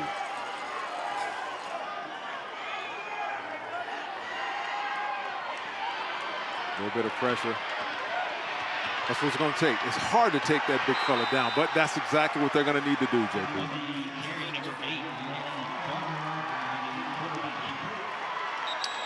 Takes it down to 80 seconds in the half. Timeout taken. Yep, we see him here. He's got a little bit of time, but he can scramble, both hands on the ball, securing that football. Great pursuit. Watch as the White Hats get there. Great pursuit by that Kinston defense. They're going to have to continue to do that, not just at the end of the half here, but it's going to have to continue into that second half and third quarter. But here's the start of what they needed. That's right. This is the beginning. Take us inside the huddle on both sides. Yeah, so Shelby's thinking like, all right, fellas, we just got to take care of the football. There's not a whole lot of 3rd and 20 plays that you have in your arsenal, right? But you just want to take some time, right? Maybe throw a little crossing route or something. Just get some positive yardage here. And if I'm Coach Gieselman over there, I'm saying, all right, first man is going to wrap him up. Next man, attack the football. Try and rip it out of there to scoop and score, something like that. drive hard on the football. If your big guys up front, going to have to get some pressure. Stay in your lanes and kind of constrict on Farmer to see if you could maybe get a sack. But you can't go down another score going into the half because it's going to be blood in the water for Shelby. This is the third down. They need the 35 on the other side of the field.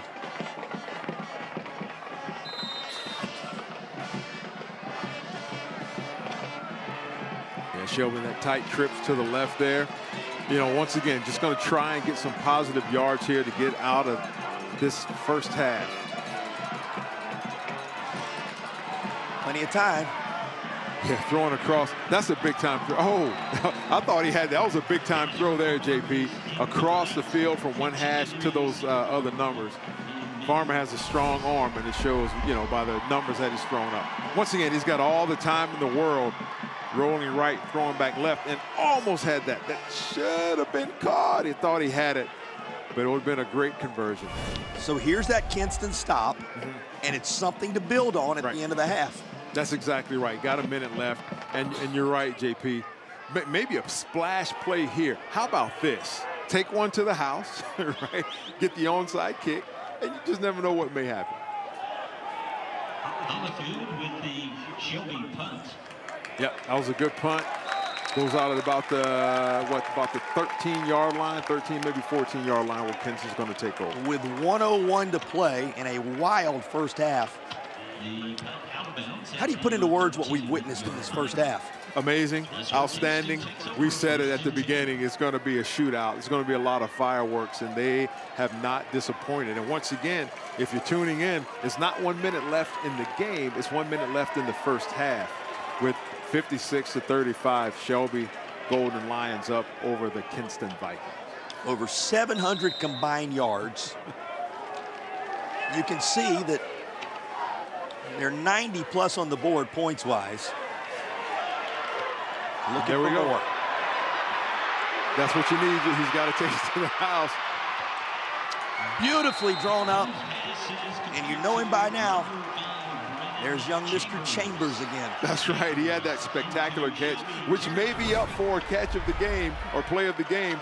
Once again, you see Jones just stepping right in there, throwing it. Great throw and catch, but also great pursuit by number 12 there, Jaden Williams, bringing down and presenting that touchdown. Well, not only the stop they needed, a chance to take a bite out of the lead with 43 seconds to play. Got to get it in. Get out of bounds if you can. Stop some of the clock. Great adjustment to the football by Wiggins. He does get out of bounds. Yeah, there you go. And looks like Kinston has at least one timeout left with 30 seconds. They can still put this in the box, JP, and change the complexion of this game. Remember, that's Genesis Wiggins who started all the scoring earlier. He makes the nice play here to set up 2nd and 4.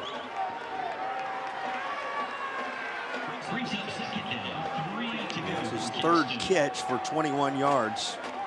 And, of course, the aforementioned touchdown. He's looking for Copper on the slant, but Shelby gets home with the sack. That's Tyson Williams getting in there to provide the stop. Yep, 3 sacks on the year. That's number 4 for him. He's got 19 tackles for loss. Once again, they're just constricting. Great bull rush by number 10 there, Gardner on that right side. And Tyler Jones is staying down. He has not yet worked his way to his feet. You hate seeing that, JP. Regardless of the position, regardless of who it is, man, you hate seeing these young men. They've worked so hard in the offseason with working out. They've stayed in, you know, they're student athletes. And you just hate seeing that. We hope that young man is okay.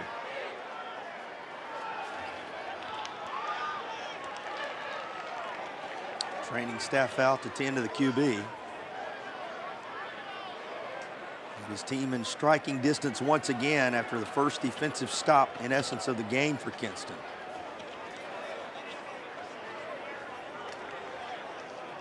Yeah, you hope he's okay. He's on the ground. Good thing he's moving. He's up on his feet. That's always a good sign. Hopefully he just got the wind knocked out of him or something like that, but look like he's favoring that arm, that left shoulder. You talked about him, a guy with 4,000 yards. When you talk about his impact this year, have to have him back there. But you see he does get kind of. Maybe got pinched between two players or something. He's up and walking. That's a good sign. Well, everything brought to a halt with 25 seconds to play. What's available to Kinston here on 3rd down? Wow. Depends on who they're bringing in at quarterback. They may have to run that wildcat. It looks like Kroom is the backup. And, it may just be a handoff here. Not sure if he's thrown any passes this year. I think he has 1 attempt, but we're going to see it. Comes near side. Well, why not? With the type of first half it's been, why not? They bring in Michael Eaton, a freshman QB, and he tosses it up to the corner. The prayer answered. Why not, JP? I mean, why not? Look at this throw and catch. Throws it in 1 pass, 1 catch. I believe it's for the state record. Look at that. He just backs into the end zone. Congratulations, Mr. Copper. That was awesome. Remember, he needed 2 to equalize. That is the hat trick for Copper. Doesn't matter who's at QB. Number 2 is pretty special. That's awesome. Congratulations, young man. He has the record for those touchdowns. JP, who would have thought? Who would have thought? Here we are. He came in needing 91 yards to grab that record. By the way, he's sitting at 171. He's going to double that today, it would seem. And then some. And he came in needing a couple of touchdowns to equalize. That's his 3rd, to stand alone with the state record in receiving TDs. We had a doink, JP. It doinked off the right upright. Off the mark with 11 seconds to play. Well, records, an amazing piece of the story today. A young freshman QB comes in, tosses a touchdown. An amazing piece of the story today. But big picture, E, they had to have a stop, and they got it. They needed an answer with a score, and they did. And they got it. And they're only down 2 scores at 56-41. It's amazing. And once again, it's 11 seconds to go in the first half, people. Not the game, just the first half. We're almost at 100 points. Now, I know we're 2 hours into the football game, practically, at this point. But there's a whole half of action to go. Shelby's already scored 90 points this year so far. Maybe it'll be a 90-80. Who knows, JP? Had a 90-0 win on the 5th of September against Highland Tech. Scored 62 against Cherryville, 67 against Bessemer City, 70 against McMichael, and 65 against East Rutherford. The explosive nature of the Shelby offense, well documented. I'm still amazed at that kickoff style. And here we go. Can we get another one before half? Here goes Kendrick Raper. He brings it back near side into Kinston territory. And now you run the risk that all the good work Kinston did a moment ago is hanging in the balance if he would have been able to bring that back. But he's out, and the clock expired here. We think. Let's see if they adjust that in any way. Yeah, I think he said put a couple of seconds on the game clock, which means, hey, there's time for another score. No. 1 second on the game clock. If you're wondering about it, we've already seen a pair of one-play drives in this contest. Yeah, nothing would be surprising anymore in this game, JP, from an offensive perspective. You certainly know Land Farmer can get the job done with just one crack at the end zone. They put a single second on the game clock. And the team's going to talk over this last play of the half. Well, why wouldn't this half last just a little longer? Exactly. You know, if I'm Coach Gieselman, I'm like, hey, I'm putting my best 4 on the heels on the goal line so that nobody gets in this goal line. I'm rushing everybody else, JP. I don't know. What do? You know, it's 1 second to go. It's 56 points they've already scored. You know, who knows what will happen here? Game plan's one thing and reality's another. You can probably tell, those of you listening at home, the game plan up here was save the voice a little bit today. Right. Not happening in a 2-hour first half with 97 points currently on the board. Just remarkable. And it's why we love the opportunity to be in these state championship environments year in and year out, because you come and you never know what you're going to experience. It's been a record-setting day. It's already been a historic day. We know it's going to be a championship day. And the narratives unfolding in this first half, they've been something special to see. Here we go, 1 second, JP. One tick on the clock. And it goes to number 1. And here's Collins. All right. He is out of bounds. And is that the end of the first half? We think there's no dirty laundry on the field. Teams are going toward the locker room. It seems like it is, JP. Everybody looking around to make sure. They rise to their feet on both sides, applauding the effort of these offenses. Shelby will carry a 56-41 advantage into the intermission. Kinston battling to stay right there with them. Your impressions of this first half before we hear from Coach? Oh, my goodness. That's my impression. I mean, I knew it was going to be high flying, but wow. All right, we have the Shelby head coach standing by with Madison. Well, Coach, why was this offense able to keep the pressure on in that first half? Just great execution by, Land being comfortable back there. Offensive line doing a good job. And got guys making plays. I mean, throwing balls up. All receivers are making plays. Their receivers are making plays. And, man, it's like some video game numbers right now. I've got to find somebody to get a stop on either side probably. Both sides are just hoping for a stop. Not many punts in this game. How do you get a stop in the second half?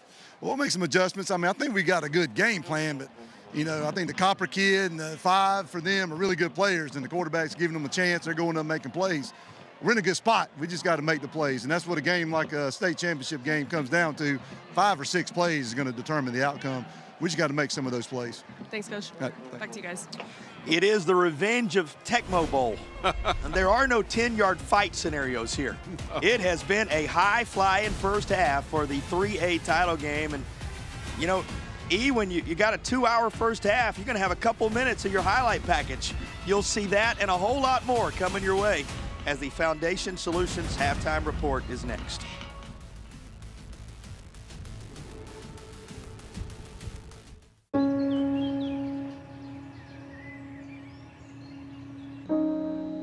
This high school gym used to be packed most nights. Not anymore. Do you know why? Because bad behavior by fans, especially adults, has caused a shortage of game officials across the country. You see, without officials, we can't have sports. Don't let this become reality. It's time for a change. Let's bench bad behavior for good.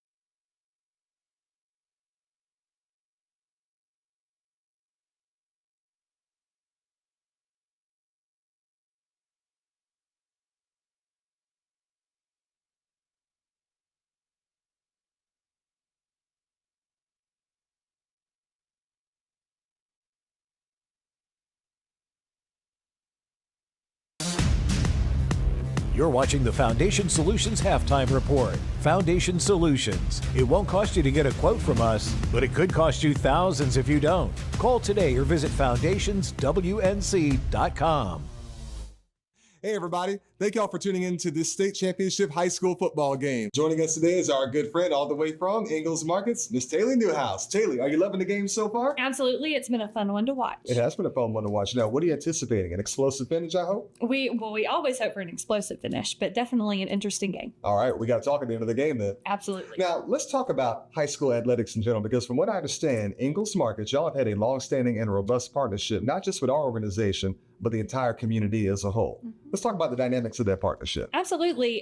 We kind of gravitate towards athletics because we feel like it's a great way to reach our communities. But we're with these kids all the way from that first day of elementary school all the way through college. So we're really following them. But athletics is a good way to bring it all together because everyone loves a Friday night football game. They do indeed, including you and I. That's Absolutely. Right. So it sounds like you guys really do bridge that link between academics and athletics. Am I correct to assume that? Yes, definitely. We're there to support children through their entire educational experience. Speaking of supporting children, y'all have people who come into y'all stores and end up working for y'all, people who you go to church with. I mean, this really is a tight-knit community. Is that right? Absolutely.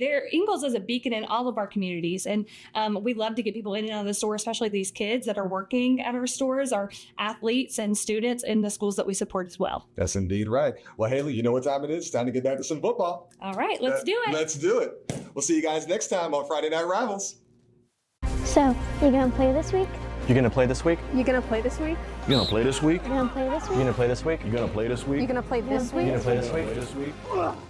And welcome to the Ingalls Game of the Week as the War Horses square off against the rival. He's going in. He's going in. Go, baby! Ingalls, we're with you every step of the way.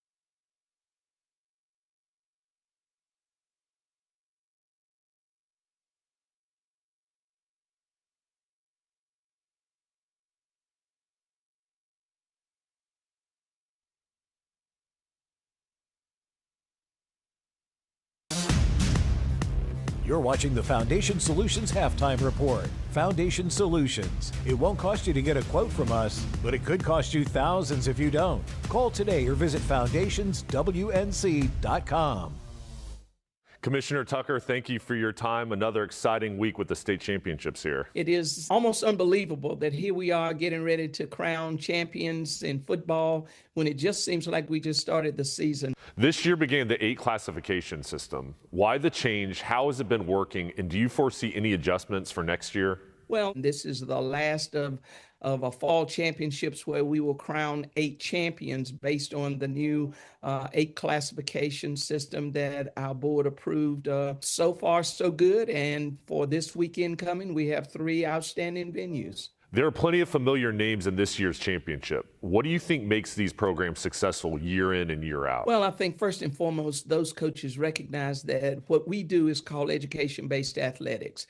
And it's about providing teachable moments. It's about teaching young people the core values of sportsmanship, integrity, and honesty. And I believe that those coaches understand how to navigate that kind of balance. What do you think has been the biggest challenge for the association this year? Well, I think always a big challenge for us is trying to help everybody understand the role of sportsmanship in what we do. It's been an ongoing theme of trying to keep that front and center of what we do. And of course, as I mentioned, we do have the 8 classifications in this alignment period. And so just trying to secure those venues has been a challenge. And can you discuss those new venues and kind of some of the highlights of the new opportunities for these athletes to play in? Well, of course, the mainstay is UNC and Kenan Stadium. They've been a site for us for many, many years. The association grew out of the University of North Carolina, and that's one of the reasons that our office is based in Chapel Hill, and one of the reasons that we continue to hold our football championships here. So they're still on the docket. And then, of course, NC State had some conflicts that we could not work around. So we reached out to some other venues, and Lenore Ryan University said, hey, let's talk. And so their Moretz Stadium has been made available to us. We're excited about being in that part of the state. And Durham County Stadium also stepped to the plate and said, let's talk, let's see what we can do. And so we look forward to that. And education-based athletics is a policy that's very important to you. How do we keep the balance in today's ever-changing sports climate?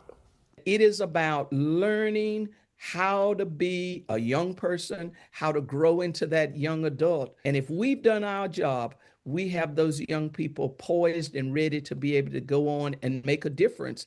Commissioner Tucker, thank you for your time as always, and enjoy championship weekend. Thank you so much.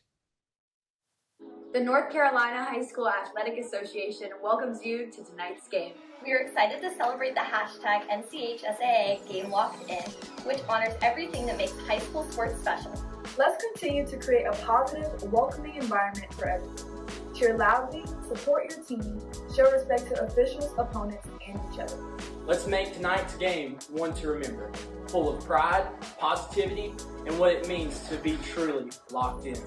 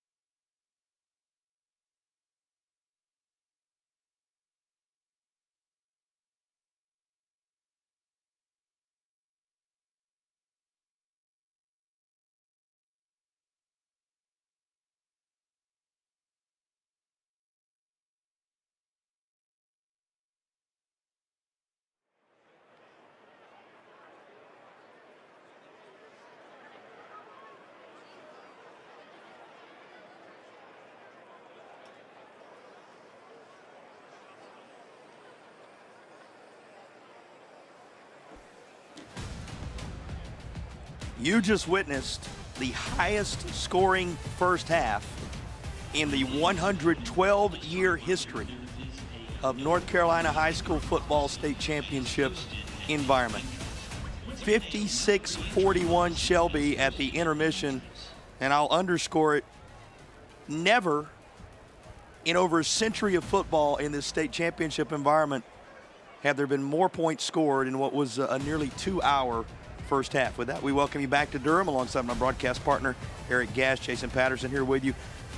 So it lends itself to a highlight package, Eric, that's going to be a little longer than usual, but you're going to see the playmakers you expected to see coming in here because, boy, have the stars shined in this 3A title game. Yeah, JP, you know, starting out here, we see the young man Wiggins. I mean, you know, look at the balance. Look at the yards after contact. He will not be denied. This was the genesis of it all. Genesis Wiggins with the touchdown to get it started, but it was only the beginning. Yeah, and it's almost like Shelby says, oh, okay, anything you can do, we can do just as good with Roseboro. They're one of his 3 touchdowns. Yeah, he had a trio of tosses from Land Farmer, who hit 4 different wide receivers for TDs along the way. Yeah, I mean, and it's just like it's almost like a 7-on-7, JP. We're seeing, pass after pass. We see that power run there from Farmer would not be denied. And you have Jones on the other side doing the same thing to the NC State commit right there.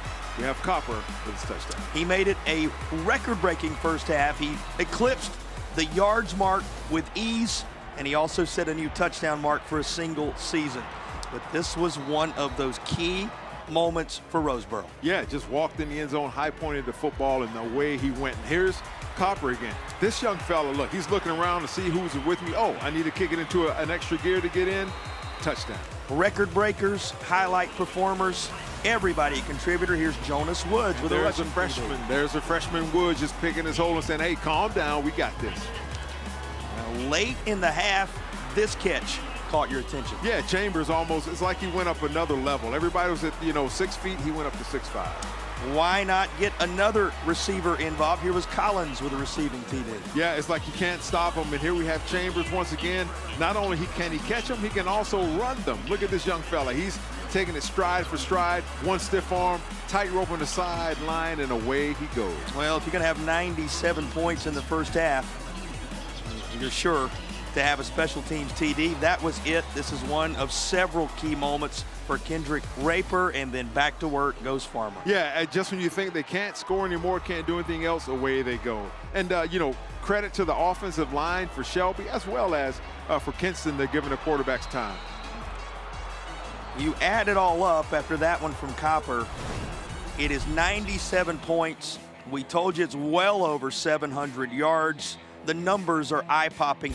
You would expect to see this at the end of a football game, but we're about to kick off the third quarter. Yeah, 455 yards in the first half. Total yards for Shelby. And 345, I'm going to tell you something. If I had that for a game, I'd be happy with that. But we're just looking at the first half, JP. That encapsulates a historic moment. Looking back at the highest scoring first half in North Carolina State Championship history. What will the third and fourth quarter hold? You'll find out when our broadcast presented by Affordable Dentures and Implants continues from Durham in a moment. Tonight's high-end zone views of the game are compliments of Cook Rentals. Now in 5 locations across North Carolina. Cook Rentals, renting the smart way to get things done.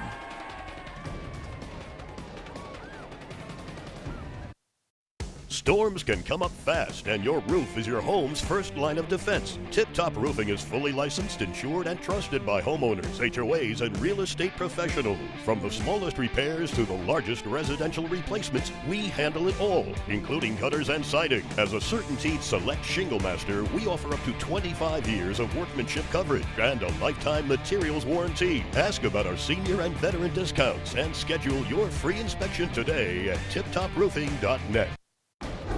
Tonight's high-end zone views of the game are compliments of First Source Equipment Rentals and Sales in Mebane and Burlington. First Source Rentals, reliable, safe equipment rentals in Alamance County.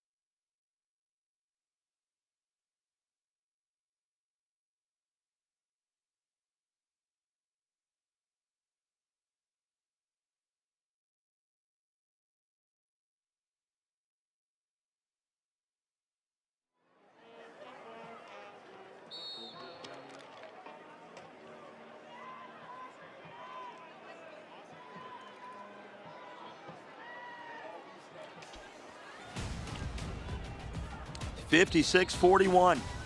As we are set to begin the third quarter, we heard from one of our coaches going to break. Time to get the thoughts of the other coming out of the locker room. Here's Madison. Well, Coach, you just told me that Tyler Evans is good to go. What more do you need from your quarterback in this second half? We got to do a better job of keeping him upright, let him make his reads and progression so he can make some plays and get the ball to our guys so they can go make plays. And we need some stops defensively as well. Yeah, how do you continue to make their quarterback uncomfortable? Yeah, we got to get to him. We got to get some more pressure to him, and when we get to him, we got to bring him down. We struggle with that. But if we can do that, I think some good things can happen. Thanks, Coach. Yep, thank you. Back to you guys.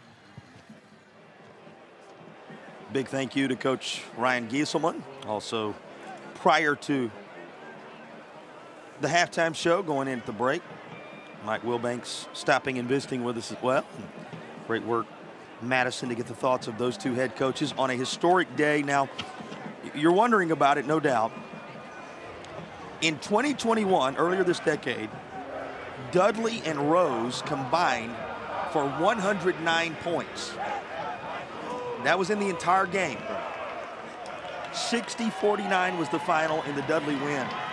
That is the high water mark points-wise in the history, the modern history of North Carolina state championships. There was a team that scored 117, but you're talking the first few years ever in the history of North Carolina high school football. 109 is the modern era record for total points. Eric, it's full game. We're going into the second half with 97 on the board.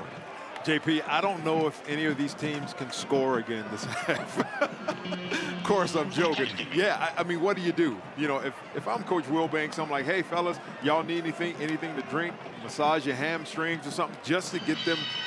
Kinston hadn't stopped them yet, right? And, you know, likewise with Coach Gieselman, it's like you have to get number 8 on the ground. You have to get to him. You have to disrupt him. You have to make him uncomfortable on his spot. But right now, this young man is balling. So you saw the indicator, if you weren't with us when we talked about it earlier, that's the most points in a first half in North Carolina High School Athletic Association championship history. All we need, a touchdown apiece, and today becomes the most points in the modern history of a single championship game. Remarkable what we've seen already. So what you're saying is we are witnessing history right here, right now, live and direct. With more to come. More to come. Not only the history-making, record-breaking day some of these individual performers are having, but what you've seen in terms of scoring right there as well. Sun continues to illuminate Durham County Memorial Stadium as we go back to work in the third. Kinston had the football first, so it'll be Shelby to set up shop just shy of the 20 after that return. How can you? There are not words to describe the first half this young man, Land Farmer, had for Shelby. Yeah, that's a game, maybe 2, right? 6 touchdowns, 375 yards, only on 15 completions, JP. That's phenomenal, right? Now, Kinston coming out, they had a good stop on special teams. If they can 3-and-out them right here and get the ball and score, it's going to change the complexion of the game, but they have to stop them first, JP. And get him on the ground. That's a big fella. Easier said than done. He'll slide forward after the first down at the 34. A quick tip-top roofing first down, and the guy who's been in tip-top shape today does it this time with the wheels. Once again, and I'm not saying that he is, but this is some Patrick Mahomes sort of moving, you know what I mean? He's stiff arm and he's using his legs, he's keeping his eyes downfield. I mean, that's a big kid. Like I said, we walk beside him on the track, there's no way he's 6'3". Very little interest and no offers until just a few weeks ago when some Division II teams started looking his direction. Probably a whole lot more now. And how about Ramser doing a nice job to bring in the one-handed grab? Yeah, and like I said, no way he's 6'3", he's probably 6'5". But yeah, head down the field. He puts the ball in the position where his guy can catch. It was a little behind him, but hey, he makes an awesome catch. One-handed grab, brings it in. They're doing this all the time now, and he's 7-on-7, so this is like pitch and catch for him. Yeah, 7 does it with ease. Yep. Just a reminder how many different playmakers the Golden Lions of Shelby have utilized in this one as they pursue the latest of their titles to begin the second half. Think on this, 18th appearance for Shelby, 12 state championships, looking for number 13 here today. First trip in 4 years, and they're looking to become champs for the first time since that 2021 victory over Wallace Rose Hill. Just a storied program, writing the latest chapter in their amazing football history. Here goes the freshman. Another give to Jonas Woods, and he'll move the chains with a tip-top roofing first down. Yeah, I mean, if it's not broken, JP, don't fix it. You know, I like on that last play, Kroom tried to make a play for the ball, but yeah, that's just a little inside zone. I mean, he's running, 5, 6, 7 yards without even being touched yet. He's covering that ball up, 2 hands going through the hole, so he's hearing in his mind too. They're trying to get the ball. He's saying, not on my watch. Woods with a tremendous average, 12 of them at 80 yards, and that is caught by Collins down at the 15. Sets up an Air Experts heating and cooling red zone chance for Shelby. Yeah, JP, it's just too easy. It's just there's very little pressure on Farmer, and his receivers are having time to make their breaks and run their routes clear across the field, and it's just pitch and catch.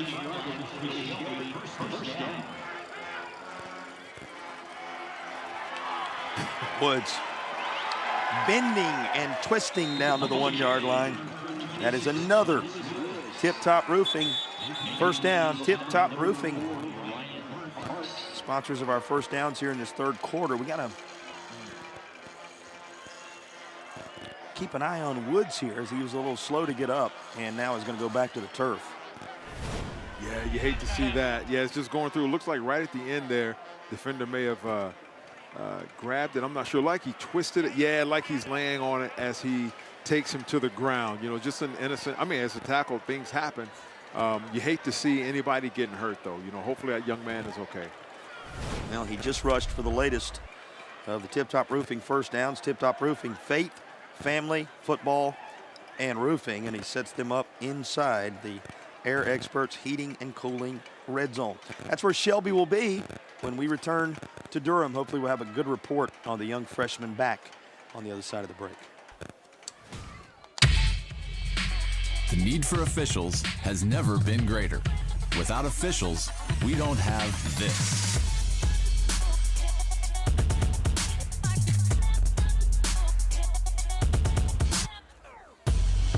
Not far from coat time.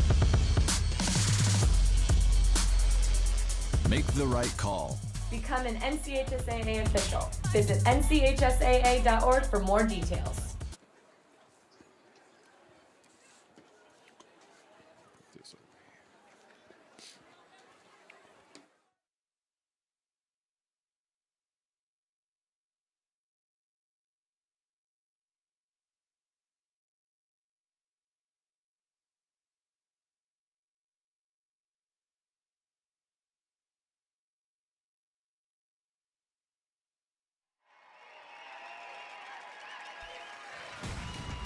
From the history they have witnessed today at Durham County Memorial Stadium. They like what they just witnessed, which was Jonas Woods, the freshman, back up under his own power and coming off after rushing the Golden Lions down within striking distance once more. His most recent carry set up a 1st and goal. And the ball was on the 1 yard line. Yeah, it looks like the power set with the quarterback. Yep. Another of the many weapons in the arsenal of Land Farmer and the Golden Lions. And another Tatum and Atkinson Shelby touchdown. Yeah, there you have it. That's the same set we saw in the first half, JP. Just in that power set, look, power wing set, just a straight quarterback ISO dive. I mean, once again, this young man is probably 6'5", 230, 240, and you're not going to hold him back, not from getting a couple of yards. So many different ways that 8 can come at you. 9:39 to play. Shelby has made use of its opening drive in the third quarter. Golden Lions have posted 63. If you weren't with us in the first half, you may wonder about their high water mark. They've eclipsed 60 on several occasions this year and scored 90 back on September 5th against Highland Tech. 70 against McMichael. Those are the two high water marks.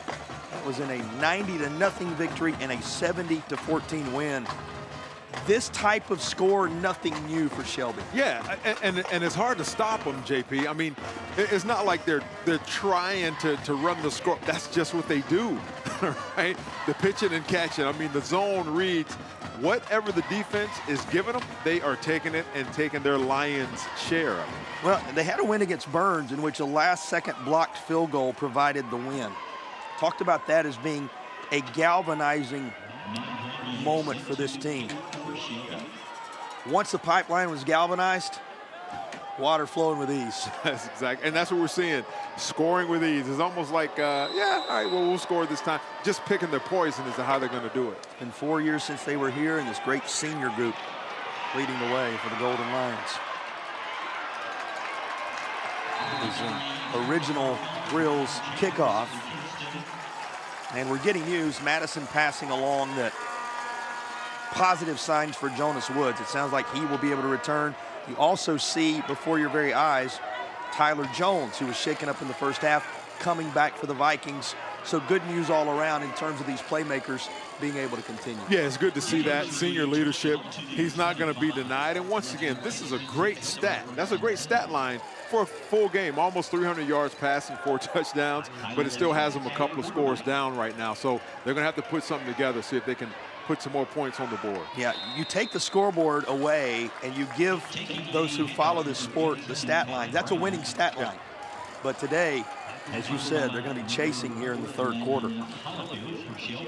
Go into the hands of Pat Brown once again. Of course, Brown, McNeil, Chambers, who you've seen, Copper, who has set records today.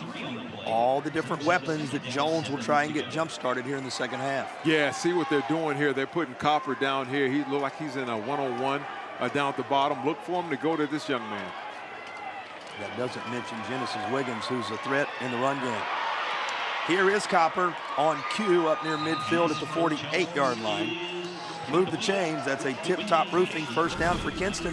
Vikings going to keep coming at you. Yeah, and see what they did is they put him as the outside receiver in trips, and so you can't put a man and a half on him or 2 men because they'd be outnumbered on the backside. So that was great adjustment by Kinston there to be able to get him the ball. Tyreek Copper, who today has set a new North Carolina single-season record for receiving yards and receiving touchdowns. Both those marks fallen in his hands today. Right back to him. And he carries this slightly into Shelby territory at the 49. I love the pursuit of this Shelby defense. They got the ball in his hands, and number 4 right there. We see Landon Holyfield, the junior linebacker, man, in pursuit.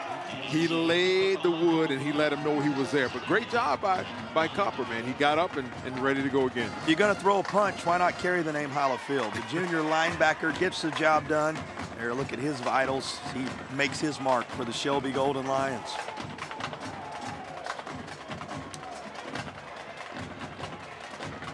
"45 seconds. 7 minutes, 45 seconds the time as we wind on down, just getting rolling here in the third. Yeah. A little bit of deception on the initial start of that worked out. Wiggins found some running room. All right, yeah, starting to put it together, putting the game plan together. And when they put Copper in trips and he's the outside receiver, that's when they're going to go to him. So look for him to come back to that formation again. And this time he was a single receiver into the boundary, so they can put a man and a half on him, right? So it's more than likely they're not going to go to him, but when they put him in that trip set, it opens up Copper on that outside. Saw Holyfield just a moment ago, who's had a great season at linebacker for Shelby. For a little more on his backstory, let's check in with Madison.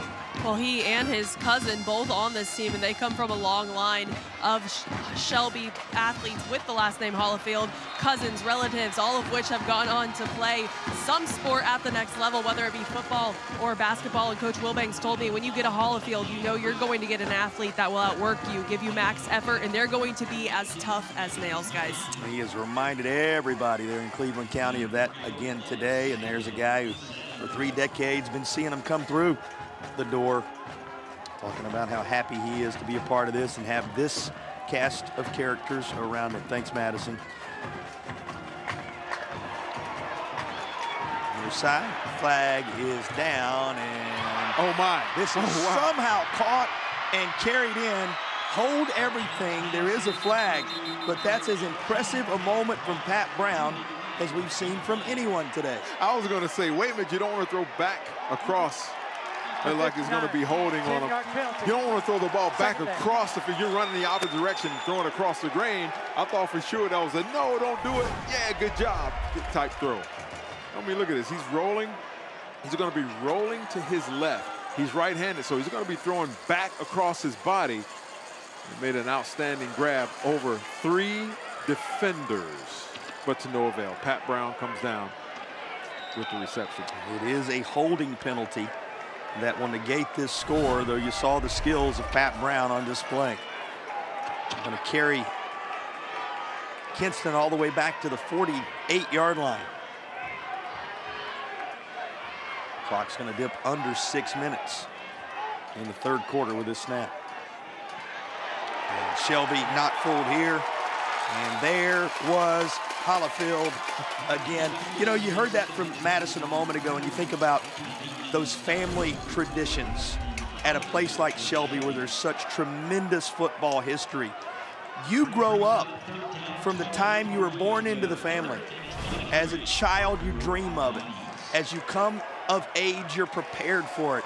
The torch is literally passed from father to son to grandson and on down the line. And you don't want to be the one to let that torch drop or go out. You want to be the one to carry it and continue it on, and he's doing that very thing. One of the great parts about these high school football communities all across the state. Another takeaway by the D. And Shelby will celebrate this latest interception. Kendrick Raper, who's done so much already today, with another primetime moment. Yeah, he already had 2 picks coming into the game, JP. And once again, showing that on both sides of the ball, this young man can get it done. You know, had some time, but he was under duress, under pressure there as he's being pursued by that pride of Lions. And there's Mr. Raper, hoping to take it to the house, but he drops, giving him great field position starting at the 40. Shelby offensively begins at the 40. Golden Lions already with 536 yards of offense. Yeah. You can add to it. That's to the 30. Right near the marker. In fact, you can move the chains. That's another tip-top roofing first down. Yeah. Harris, Wisnett, Morgan, Guest, Hollifield. That offensive line for Shelby is giving him so much time. He could almost, you know, pitch a tent, have a picnic, and just take his pick at the receivers that he wants to throw the ball to. T. Hollifield, Malachi Guest, Brett Morgan, A.J. Wisnett, Bryshawn Harris. An impressive group, as responsible for the now in real time, it just updated, 536 yards of offense this group has reeled up today. Yeah, it's amazing. And then we see a good sign for Shelby fans. Young Jonas Woods with the carry, so the ankle is good. He's raring to go. Great that we've had both Tyler Jones for Kinston and Jonas Woods for Shelby back into the football game. Here's Woods again. And he'll carry it into the red zone. Latest Air Experts heating and cooling red zone chance. Schedule your tune-up today. Check them out at airexperts.com. Here's the carry that placed it back in the Air Experts heating and cooling red zone. Yeah, it looked like Jonas bounced it out there. It's supposed to be like a little inside trap play, but he bounced it out. Was able to get enough for the first down, keep the chains moving inside the red zone, looking to put another score on the board. Remember, this score, if Shelby secures it here, whenever it comes, the next one sets the record, and there it is. A touchdown toss for the ages in North Carolina from a state championship performance. Not only is it Corey, you know, we called his name early. Here he is, getting ready to celebrate with his teammates. Well, latest for Roseboro. Yeah. Roseboro, he fools me every time when I see him turn the back of that jersey. I'm thinking, did they get the junior wide out in there at some point. No, it's still Roseboro, and it's yet another touchdown for Roseboro. Think on his day, as he has just caught his 4th touchdown pass to run it to 69-41. And Eric, that's the difference maker from a record-breaking standpoint. More points have now been scored in this football game than any North Carolina State Championship contest in the modern era. And the guy who has more touchdowns than anyone else reels it in to set the new all-time mark.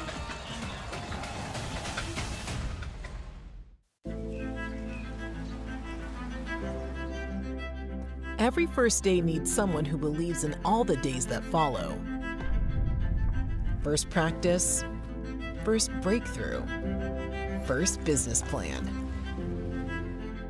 A Legacy is proud to partner with Wake Forest University to believe in all of your starts.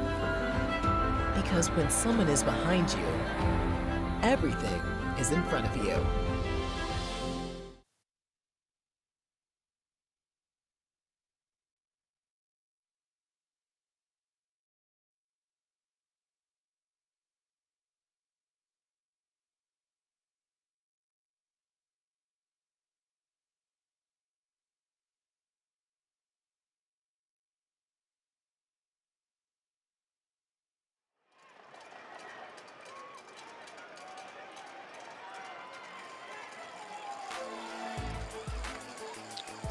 Well, we will have the Affordable Dentures and Implants Player of the Game selected for you before the conclusion of this one, and that's going to be a hard selection to come by. There are a number of worthy candidates. Now, the guy that's been distributing the football to them all across the course of the day certainly comes to mind, but so many different playmakers in this one. You know, and you can make candidate for Player of the Game numbers for the team that may come up on the short side of this one when all's said and done. You better believe it, JP. They're both putting up, as Coach Wilbank said, video game-like numbers. Been remarkable. That was our original Grills kickoff, and here is the official reminder that you have just witnessed the highest scoring championship game in the modern era, and for Shelby as a single team putting together the most points since the early 1900s, but with 111 on the board now, 70 of them up there for Shelby. This is the highest scoring contest combined in the modern era. Here's the toss near side, and that's going to be incomplete. Of course, if you're wondering what we just eclipsed, if you weren't with us at the half when we talked about it, Dudley and Rose in 2021 scored 109 total. Now, that was in the full game. We're still in the third quarter. Still in the third quarter. That was a 60-49 win for Dudley over Rose. This is a 70-41 lead for a Shelby team who, as you just saw, has scored the most points in ages for a single team. And it's nothing new for Shelby, Eric. No. They've scored 70 plus for now a third time this season. Yeah, and we're not done, and the ball is on the ground. Golden Lions making a bid to get it back again, but it stays with Kinston. Yeah, I was going to say, they don't need a short field, right? I think if they started at the 2-yard line, they're still going to be able to score in a couple. And not to take anything away from Kinston, I mean, it's what they do. But here's a good run by number 6 there for the Vikings. That's Sumter, and right at the end there, he let the ball go on the ground, but they recovered it. No harm, no foul. They're going to keep the drive going.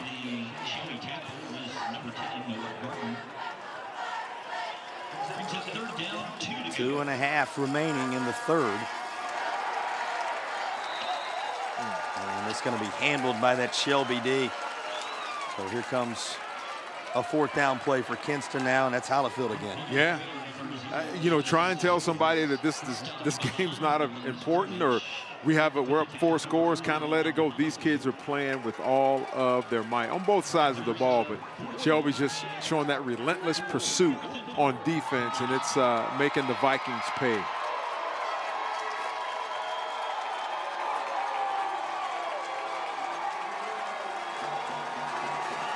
Fourth down. Incomplete. Golden Lions. They have been golden today, and they take over once more in Vikings territory. And look, I mean, just look at the jubilation as they're coming off the field, how the offense is greeting the defense. They want, JP, they may score 100 points. I don't know what the conversation is like on that sideline, but you can be rest assured that they may have written Kinston that is not 2015, and Shelby's like, you're right, it's 2025, and they're hoping that they remember this.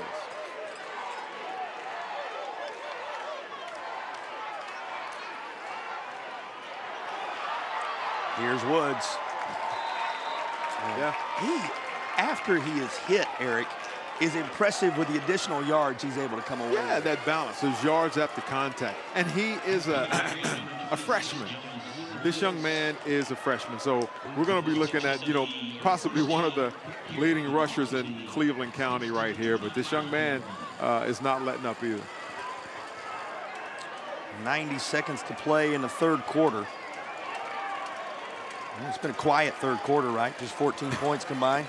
When you consider that 22-14 was our score after one, and the second quarter split, 34 points for Shelby, 27 points for Kinston. So third quarter relatively quiet, though Shelby will make it a little less so. Another Tatum and Atkinson touchdown toss. Another from Kendrick Raper and Shelby.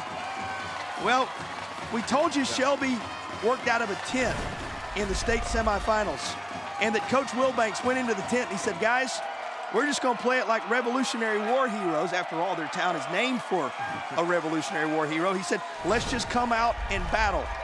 76 on the board for Shelby. A nod to that revolutionary history for the Golden Lions. It has been a revolutionary day. And with the extra point, they have posted 77 as the new record they're in the process of setting continues to grow. I'm speechless, JP. I don't know what to say. I mean, you go cover zero, and you man up and try and send the house, and Farmer just sits there like he's on an afternoon stroll, and he throws a little slant across the middle for a touchdown. 118 combined points today is the most, and dare I say, JP, going out on the limb here, that Shelby's not done. And our graphics folks who are working hard for you, probably not done either. Going to have to continue to add to that total as we roll. Again, they eclipsed it with that touchdown a moment ago, what had been the record, which was 109. And that just keeps on climbing. And here comes an Original Grills kickoff for the Shelby Golden Lions.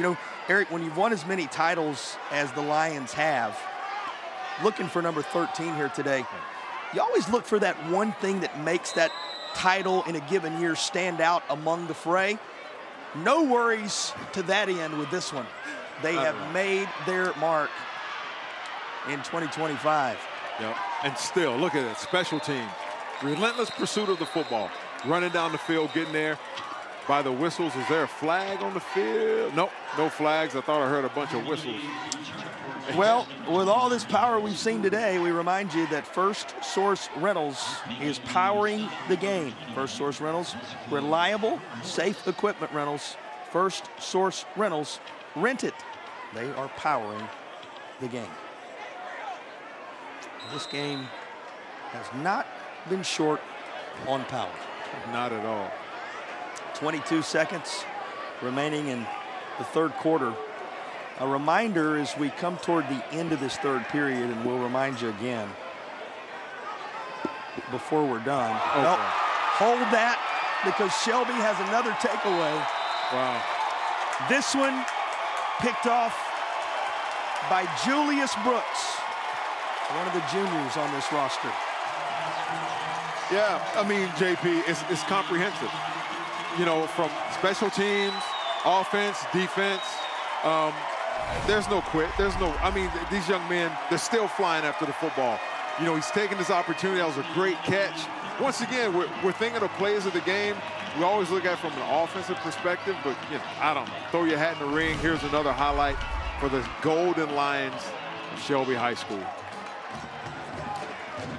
Well, was going to pass along a moment ago.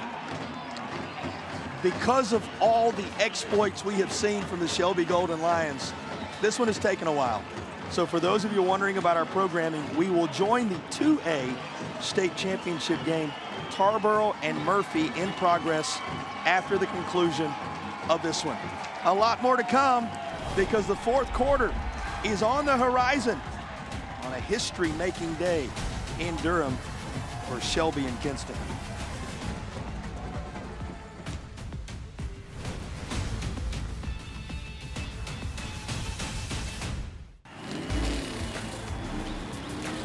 Robert, go for more.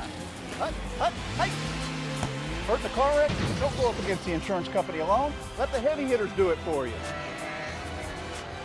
Call 800-LAW 0804 and we'll go after all the money they should be paying you. Stay out of the courtroom and get into the end zone. Call the heavy hitters, who are attorneys Tatum and Atkinson. Call the heavy hitters, they'll work to get you more. 1-800-LAW 0804. Have you been quoted for trench drain system to fix water intrusion? Before you compromise your foundation, talk to Foundation Solutions. We provide a more efficient, more cost-effective way to keep your basement dry. With 30 years of experience in Western North Carolina, we bring guaranteed work, financing options, and real peace of mind. Visit foundationswnc.com or call 828-768-2208.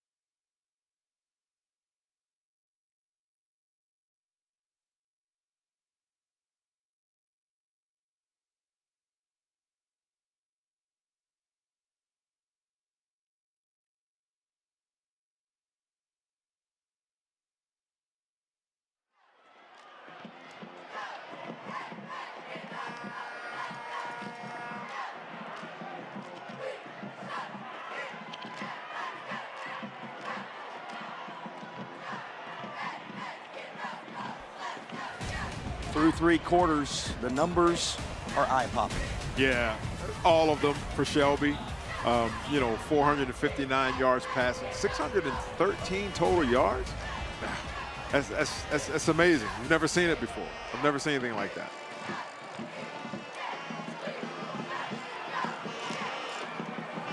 Fourth quarter, we opened the day saying it feels like Cleveland County down around the Carolina border. They must have heard their rivals from Crest are going to be in the building a little bit later, because they have made a statement and set the bar very high through three quarters. No one more so than this young man at quarterback. 8 tossed for touchdowns today, and Shelby is cruising 77-41 as we enter the fourth. Yeah, he's tied the record. Maybe there's a chance he'll break the record, JP, with another toss for a touchdown. And, with an offense like this, with this, these RPOs, you take what the defense gives you. So if they empty out and goes cover 0 or even cover 1, you're daring them to throw. If you happen to have a quarterback need in the Carolinas, might be worth dialing them up in Cleveland County and giving this young man a look. He is the all-time passing leader in one of the more prolific championship counties in all of North Carolina. And he has risen to the occasion in the state championship environment to show the reality of his medal. Yeah, saved the best for last. His best performance of the year to right now on the biggest stage of his football career right here in the state championship. 77 points, 8 touchdowns. 8. Dare I say 9 is on the horizon, JP. Well, we were referencing a moment ago, Crest coming a little later. Shelby taking care of their piece of business for Cleveland County first, and now looking to start the fourth quarter with more of the same. A flag comes in as the ball carrier goes out of bounds far side, the freshman Woods. Yeah, it's going to be, it looks like a personal foul, late hit out of bounds. After the play, personal foul on the defense for 20. Half the distance to the goal. Yeah, just maybe a little frustrated. You know, just a little extra right there toward the end. He's 7 yards out of bounds. And you hate to see that, but that's the passion and emotion that these young men have been playing with. All year they've been practicing and dreaming of this time. And I mean, the game's not over yet, right, by any means, but to seem to be coming up short against the Shelby team, it's a little disheartening. It's tough in those moments. By the way, you saw Mark Hurt there, 30 years of officiating and a high school football head official in the state championship environment, which is always an honor. We tip our cap to the third team on the field because they earn the right to be here as well. That's correct. You don't want to hear from them a lot, but you're right. They have earned the right to be here. They're at the top of their game. Couldn't happen without them. Even an old coach would say that, right? Indeed. Here's a 1st and goal from the 8. And Woods going to weave on through traffic and secure the latest Shelby touchdown. Now, there's a little extracurricular on the backside of this. And kudos to some teammates getting in there and separating everybody because starting to bubble over a little bit. Yeah, that young man may be done. Another flag is thrown as well as he's going off, just taking a little extra shots there. But, you know, Shelby's not, I mean, they're just running the ball. That's his outside zone. And Woods is making his cuts, and he's there. And, like I said, they've practiced and worked hard, all season, and you just hate to see that. Officials, we were just talking about them a moment ago, having to sort out this post-play as the touchdown has put 83 on the board for Shelby now. You know, Eric, they got to sort the penalty out here, obviously, but you were kind of saying earlier 90 points. Yeah, that was against Highland Tech back on the 5th of September. 90 points is in striking distance for Shelby here in the state title game against the best out of the East. Just remarkable. And JP, it's a running clock now because the point differential says, and the clock is running as we speak. And I'm sure against, back earlier in the season when they scored 90, it was a running clock. You know, coach is not, you're not running the score up. You're just handing the ball off, and man, kids are making plays. That offensive line for Shelby has been dominating all day long. I mean, Farmers had, just endless amounts of time to sit there and throw the ball, and now these holes are gaping as well. We await the call on the penalties post-play. And our officials just trying to make sure they have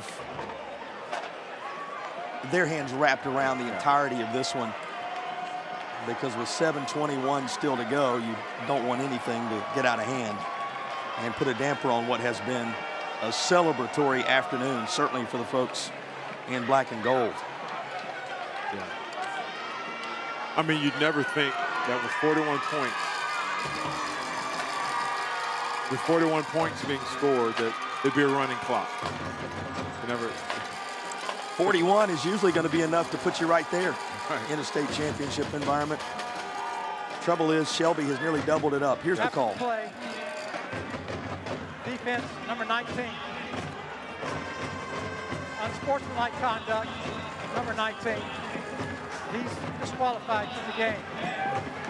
The penalty's been forced on the opening kickoff.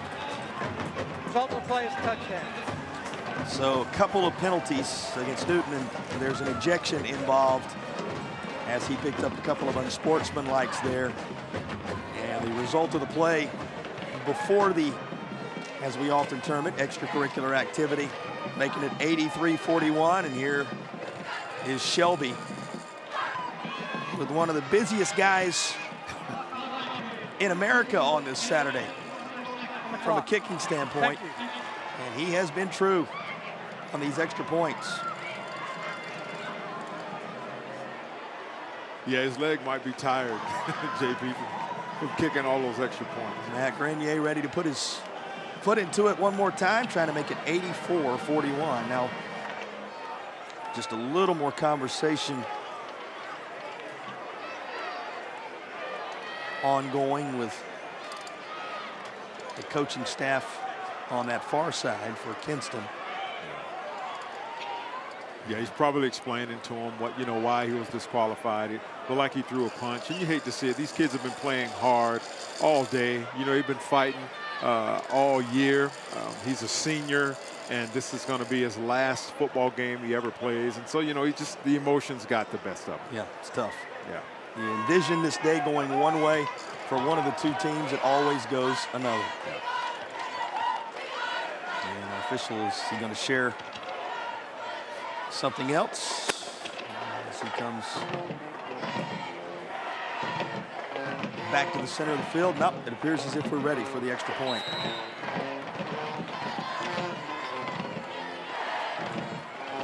And once more, Grenier's extra point. And he remains true. 84 posted for a Shelby team. 4 years removed from their last trip, and about 8.5 away, it would seem, from their latest title.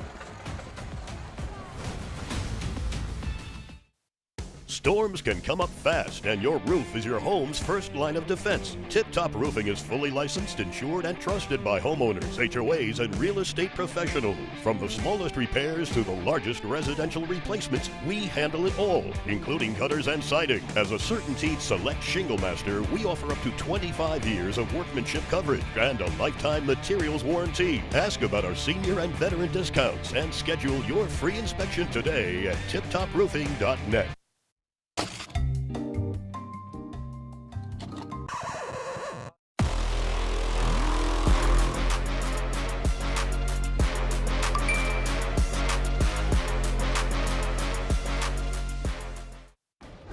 Tonight's high-end zone views of the game are compliments of Cook Rentals. Now in 5 locations across North Carolina. Cook Rentals, renting the smart way to get things done.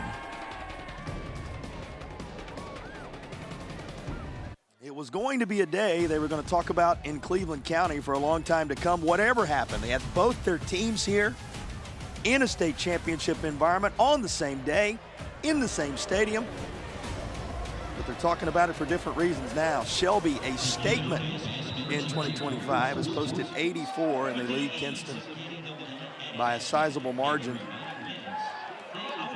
in the fourth quarter.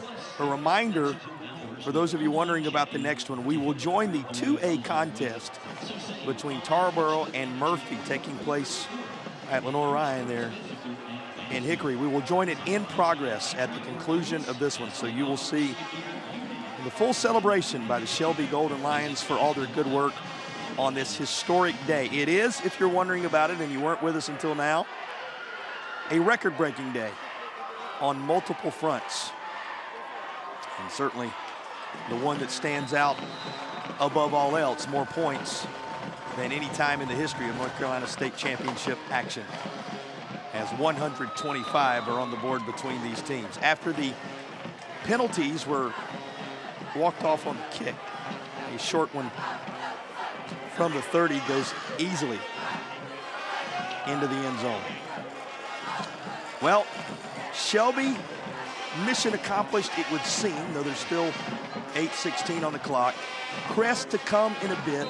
For more on their connection, the fan bases, and what today means, let's check in with Madison. Well, those schools only 10 minutes from one another, guys, and they're rivals in the regular season, but come postseason, they're all about rooting for one another. There's charter buses that brought some Shelby fans over for this game, and only one of them is leaving immediately after the conclusion of this one, giving the Shelby fans the option to stay and root on Crest, and some Crest fans headed over early to watch this one. You got to stay and watch your rival, righty? There you go. When you have a rare opportunity to do so. Think about the rarity of rival schools making it to the state championship in the same year. Right. Think about with 8 classification, the opportunity existing for you to play in the same stadium. Right. All of it comes together for the folks from Cleveland County today. Yeah, you gotta love it. You almost want to ask, man, what is in the water in Cleveland County? What's going on down there? But they're playing some great football, and yeah, like you said, Crest will be next. As Mike Wilbanks told us, it's revolutionary. There you go. No doubt about it. Still battling Kinston. And that's going to be up near the 28-yard line as it goes back into Genesis Wiggins. It feels like ages ago now, but Genesis Wiggins had the first score of the day on either side. There was a time when Kinston led this thing on the strength of his rushing touchdown to get it all started. Yeah, it was a great run, great balance. He, spun, hand on the ground. I mean, it was textbook, yards after contact, and then it's like it opened the floodgates, JP. Often the final outcome overshadows, at least in the immediacy of it, what a tremendous year it takes to reach the state championship environment. But over time, that becomes more clear. And Eric, it's worth taking a moment and talking about just what a special year this has been for the Vikings of Kinston. Yeah, and you still see there's still fight left in them. And unfortunately, it looks like the defender landed on Wiggins right there. That's Wiggins who's down. Maybe just got the wind. Hopefully it's just the wind knocked out of him and he'll be fine because he's played a heck of a game. We'll break away, come back, document that Kinston season a bit. Hopefully have good news on Wiggins and have the balance of the fourth quarter as Shelby appears to be working on toward a latest title here in Durham.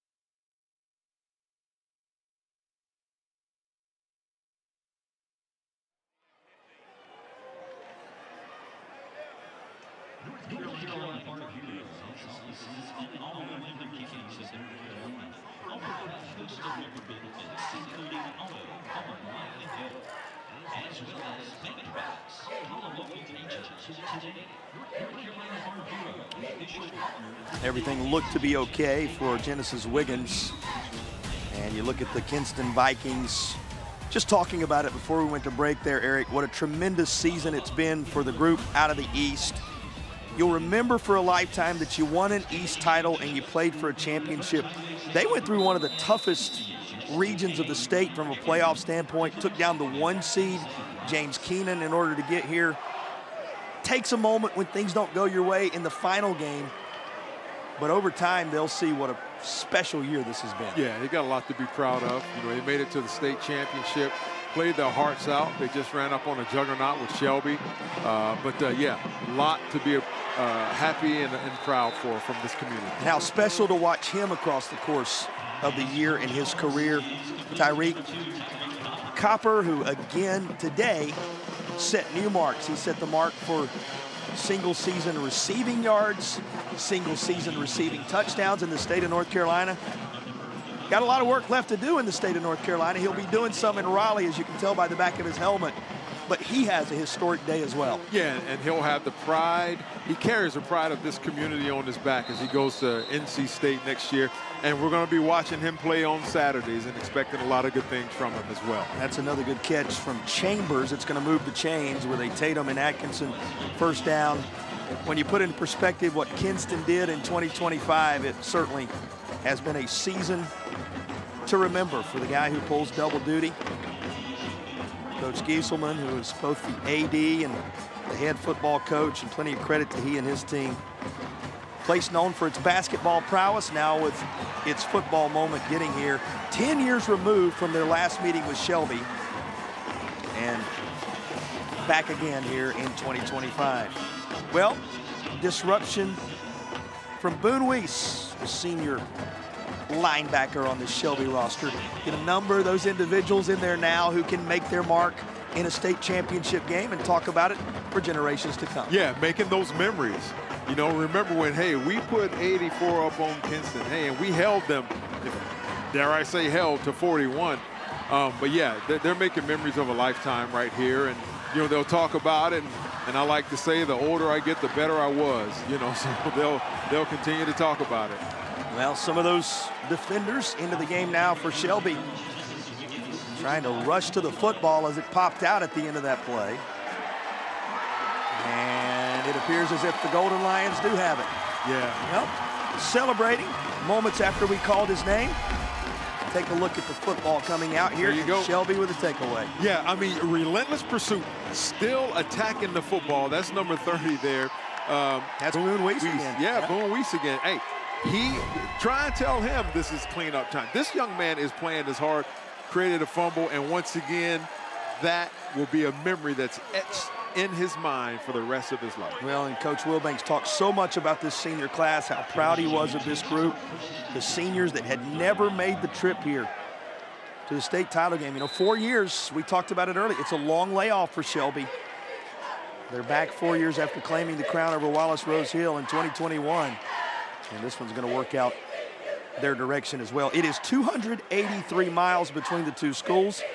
It was a 184-mile journey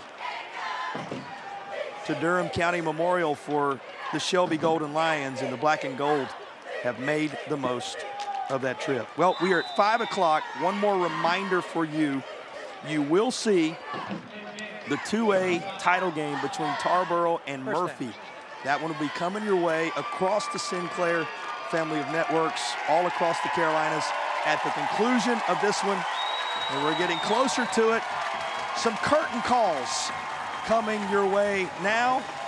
And as he departs, we'll go ahead and designate Land Farmer as our player of the game here in the 3A state title contest. Yeah, 459 yards, 8 touchdowns, 2 rushing. This young man was responsible for 10 scores, JP. Outstanding. Congratulations, Land Farmer. And once again, if somebody's looking for a quarterback, this young man has the arm and the legs to make your program better. He is the Affordable Dentures and Implants player of the game. And a reminder, you can use your 2025 dental benefits now.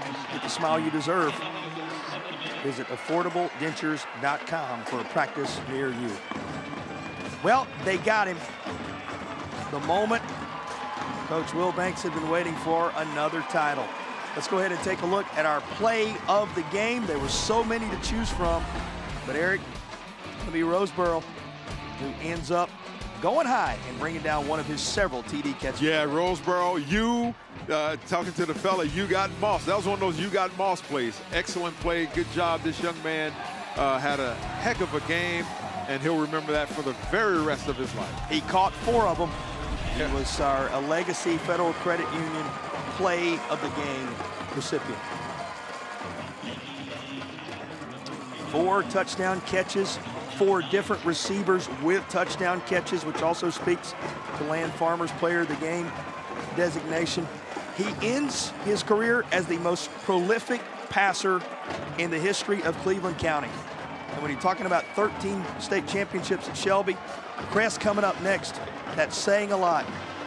And with just a half-minute remaining, the final chapter he writes, this senior class writes, is going to mean another Shelby championship. Here is Tyler Tate, the senior running back, getting a chance to tote the football in the closing seconds of the state game. Yep, taking a handoff from freshman quarterback number 16, Cruz Scott, who has had an opportunity to see history made right here. You never know. Maybe another hit superstar in the making, JP. Little glimpse of the future there, but it is a return to the storied past and a moment in the present for the crew out of Cleveland County as Shelby, the Lions, are golden once again as the champions of 3A. Let's go ahead and go field side. Madison is standing by with a victorious and Gatorade-bathed head coach. Well, Coach, you're soaked with Gatorade. I saw you emotional over there on the sidelines. What does this one mean to you? I'm gonna tell you what, my senior class, their freshman year, we stood on the field and got whooped at Burns in the playoffs in the pouring rain, and they took it. They took it like champs. And they have stayed the course for 4 years, and they have been just stalwarts of our program and what we believe in and what we do. And I'm happy for all these guys, but those seniors, our quarterback, he takes a lot of heat. And he took some heat at the beginning of the year. We started off 0-2, and a lot of people were on him. That locker room and the coaches believed in him. He believed in himself. And I'm just so proud for them, not for me. I mean, heck, I'm just glad to be a part of it. I'm just so happy for those guys to get to enjoy this moment. And what legacy will Land Farmer leave at Shelby High School? It's going to be a big one. It's going to be a big one for somebody to overtake one day. He's the Cleveland County passing yards leader, Cleveland County touchdown leader. Now he's the state champion. He's probably going to be the MVP. I mean, I can't see who else you'd give it to. So, I mean, I don't know what else to do.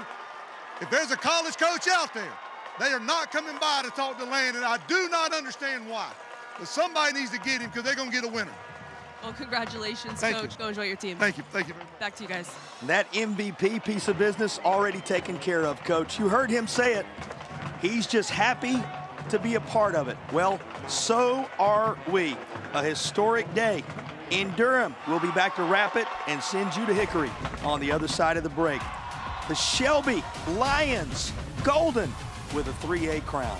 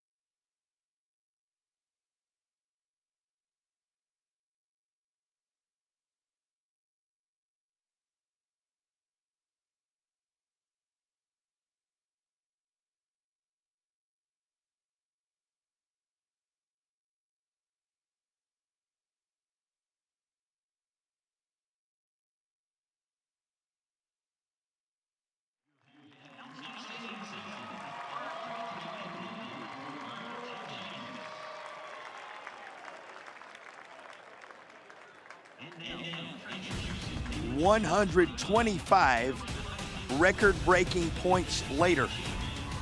The title goes to Shelby, who posted 84 of them for a 13th championship in school history, and this their 19th trip, the first in 4 years for Coach Wilbanks and company and his quarterback. Impressive on this day as the MVP, Land Farmer, who has made Cleveland County history today, helped his team make North Carolina State football history. Your thoughts on what we witnessed with an impressive championship for the Golden Lions? Outstanding, comprehensive. I mean, they left no doubt. Congrats to all the record breakers in this game. Congrats to Shelby High School and that community there. You know, they like to fancy themselves as title town, and we saw exactly why today, JP. 644 yards of total offense, 459 of those through the air. The numbers could go on forever. They're eye-popping, but the big number, title number 13. A big thank you to all of our sponsors: Affordable Dentures and Implants, Foundation Solutions, Tip Top Roofing, Air Experts, Tatum and Atkinson, Original Grills, a Legacy Federal Credit Union, Ingalls Markets, and First Source Rentals. as well as a big thank you to the fans. You are the reason we do what we do. Much appreciation to all the coaches, administrators, players who made this day possible. Once more, it is Shelby on a historic point scoring day, back on top in 3A. We now send you in progress to Hickory and Lenore-Ryan, where Tarboro and Murphy are duking it out in the 2A title game. Our final here, 84-41 with a historic 125 on the board.